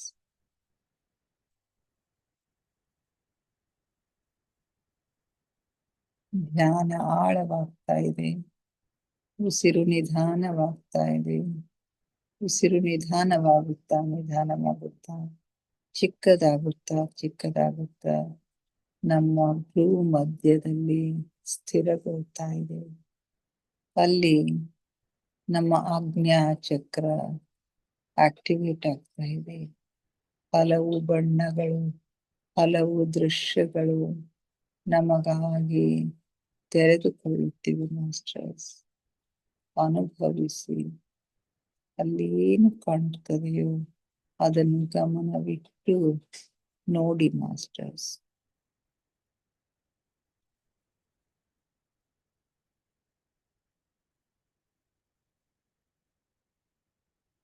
ಆಳವಾದ ಧ್ಯಾನದ ಹಾಲ್ಗಡಲಿನಲ್ಲಿ ನಿಮ್ಮನ್ನು ನೀವು ಮುಳುಗಿಸಿ ಮಾಸ್ಟರ್ಸ್. ಆಲಿಸಿ, ಆನಂದಿಸಿ, ಆಹ್ಲಾದಿಸಿ ಆ ಪರಮಾತ್ಮನ ಸಖ್ಯವನ್ನು, ಪರಮಾತ್ಮನ ಸಾನ್ನಿಧ್ಯವನ್ನ ಅನುಭವಿಸಿ ಮಾಸ್ಟರ್ಸ್. ಪರಮ ಶಕ್ತಿ, ಪರಮ ಪ್ರಕಾಶ, ಪರಂಜ್ಯೋತಿಯೊಂದಿಗೆ ಒಂದಾಗಿ ಮಾಸ್ಟರ್ಸ್.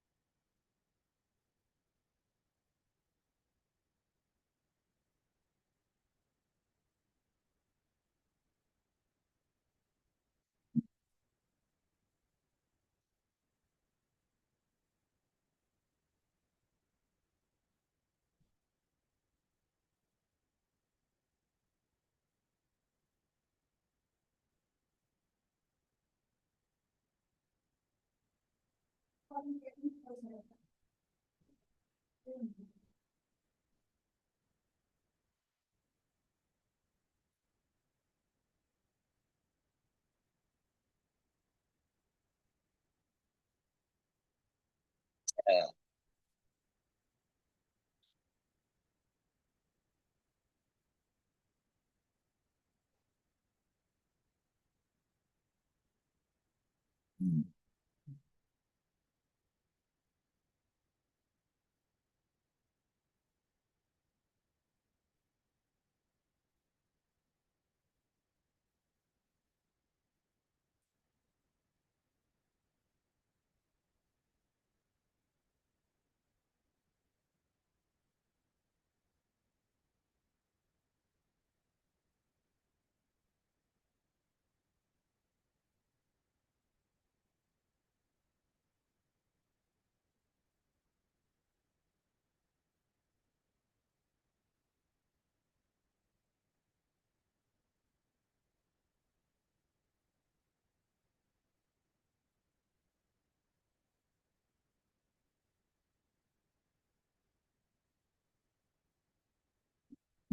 ಕೊನೆಯ 5 ನಿಮಿಷಗಳು ಮಾಸ್ಟರ್ಸ್.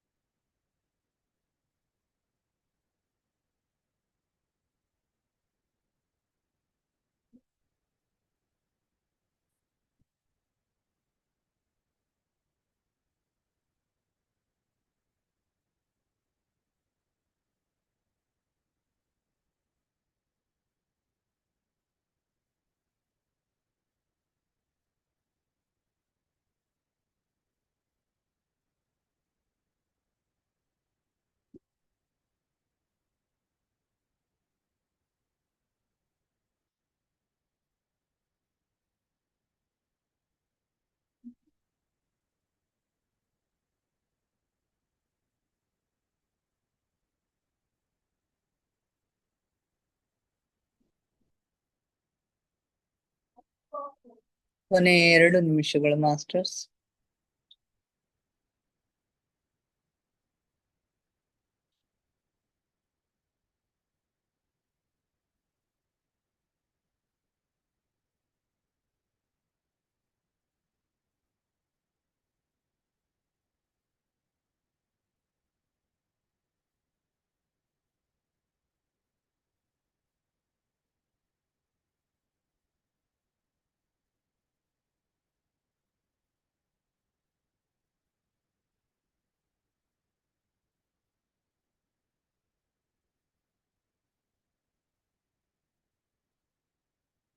ಕೊನೆಯ 1 ನಿಮಿಷ.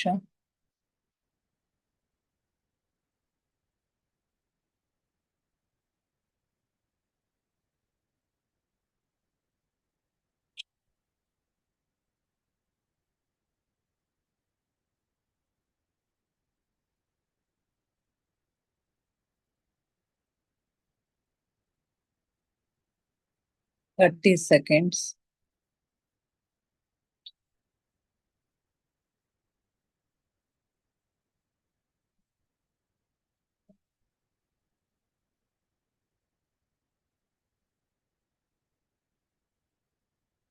Ten seconds.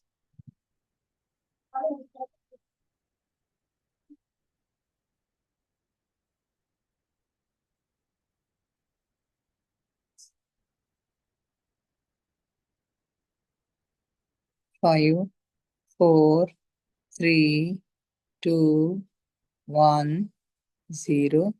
ನಿಧಾನವಾಗಿ ನಿಮ್ಮ ಕೈ ಬೆರಳುಗಳನ್ನ ಬಿಡಿಸ್ಕೊಂಡು ಕಣ್ಣುಗಳ ಮೇಲೆ ಇಟ್ಕೊಳ್ಳಿ ಮಾಸ್ಟರ್ಸ್.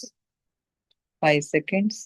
5, 4, 3, 2, 1, 0. ನಿಧಾನವಾಗಿ ನಿಮ್ಮ ಕಣ್ಣುಗಳ ಮೇಲಿನ ಕೈಗಳನ್ನ ತೆಗೀರಿ. ಕಣ್ಣುಗಳನ್ನ ನಿಧಾನವಾಗಿ ಓಪನ್ ಮಾಡಿ masters. Thank you, thank you, thank you everybody. ನಮ್ಮ ಧ್ಯಾನಕ್ಕೆ ಶಕ್ತಿಯನ್ನ ನೀಡಿ ನಮ್ಮೊಂದಿಗೆ ಕುಳಿತು ಧ್ಯಾನ ಮಾಡಿದ ಎಲ್ಲ ಮಾಸ್ಟರ್ಸ್ಗಳಿಗೆ ಅನಂತ ಕೋಟಿ ಕೋಟಿ ಧನ್ಯವಾದಗಳನ್ನ ಅರ್ಪಿಸುತ್ತಾ, ನನ್ನೊಂದಿಗೆ ಧ್ಯಾನಿಸಿದ ತಮಗೆಲ್ಲರಿಗೂ ಮತ್ತೊಮ್ಮೆ ಧನ್ಯವಾದಗಳನ್ನ ಅರ್ಪಿಸುತ್ತಾ, thank you, thank you, thank you everybody.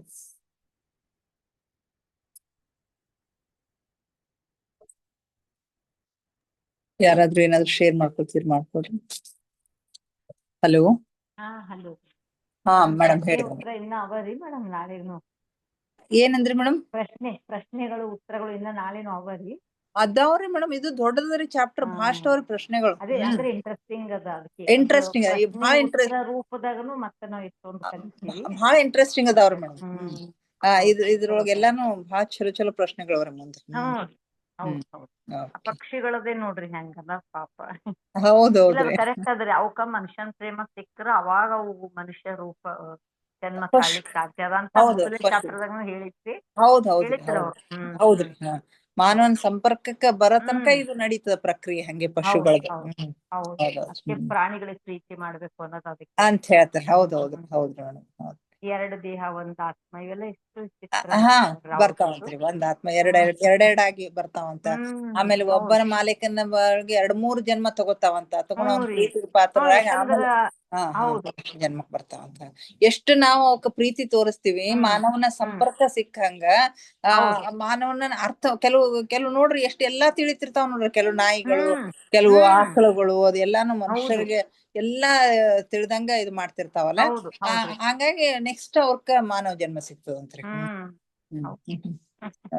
ಆಮೇಲೆ ಕುದುರಿ ಸವಾರದ್ ಅದನ್ನ ಎಷ್ಟು ಮಜಾ ಹೌದು ಅನಿಸ್ತದ ಹೌದು. ಇಮ್ಯಾಜಿನೇಷನ್ ಇಮ್ಯಾಜಿನೇಷನ್ ಅದ್ ನೆನೆಸಿದ್ರ, ಮಾಲೀಕ ನೆನೆಸಿದ್ರ ಅದಕ್ಕೂ ಗೊತ್ತಾಗ್ತದಂತ, ಅದು ಅದಕ್ಕೂ ಖುಷಿ. ನೆನೆಸ್ತಿರ್ತದಂತ.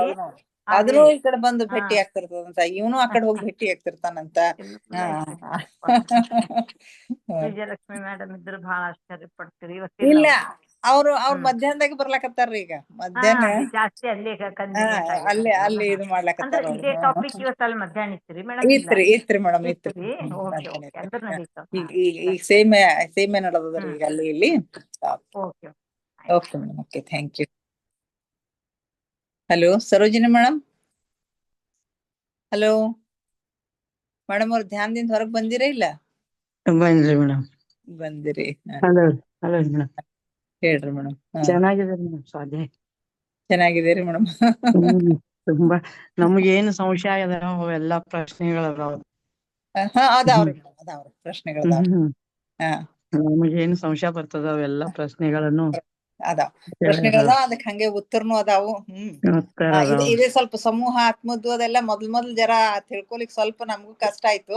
ಆಮೇಲೆ ಸ್ವಲ್ಪ ಕ್ಲಿಯರ್ ಆಗ್ಲಿಕ್ಕೆ ಮತ್ತೆ ಓದ್ದಂಗ ಕ್ಲಿಯರ್ ಆಗ್ತದೆ. ಚೆನ್ನಾಗಿದ್ರ ಧ್ಯಾನ ಅಂತೂ ಬಹಳ ಚೆನ್ನಾಗಿತ್ತು. ಚಂದಾಗಿತ್ರಿ madam. Okay madam, thank you. Thank you. Okay madam, thank you madam. ಮುಗಿಸೋಣ್ರಿ, ಮತ್ತೆ ನಾಳೆ ಭೇಟಿ ಆಗೋಣ ಇನ್ನೊಂದು ಜ್ಞಾನ ಸತ್ಸಂಗದೊಂದಿಗೆ. Okay madam. ಬಿಸಿ ಅದಿರೇನು ನೀವಿನ ಎಕ್ಸಾಮ್ ಒಳಗಲ್ಲ? ಇವತ್ತೊಂದ್ ಪೇಪರ್ ಇತ್ರಿ. ಹೌದ್ರಿ. ಕಸ್ಟೋಡಿಯನ್ ಬಂದದ್ ನನಗ. ಹೌದಾ? ಅಂಕ್ಲಿ ಅಂತ ಬೇರೆ ಒಂದ್ ಊರಿಗೆ ಹಾಕ್ಯಾರ. ಕಂಪ್ಲಿಗ್ರಿ? ಅಂಕಲಿ ಅಂತ ಹೇಳಿ. ಅಂಕಲ್. ಹೋಗ್ಬೋದು. ಹೋಗ್ಬರ್ರಿ ಮೇಡಮ್. ಓಕೆ, ನಾಳೆ ಮತ್ತೆ ಭೇಟಿ ಆಗೋಣ ಮೇಡಮ್. ಮಾಸ್ಟರ್ಸ್, ಇನ್ನಷ್ಟು ಜ್ಞಾನ ಸ್ವಾಧ್ಯಾಯ ಸತ್ಸಂಗದೊಂದಿಗೆ. Thank you everybody.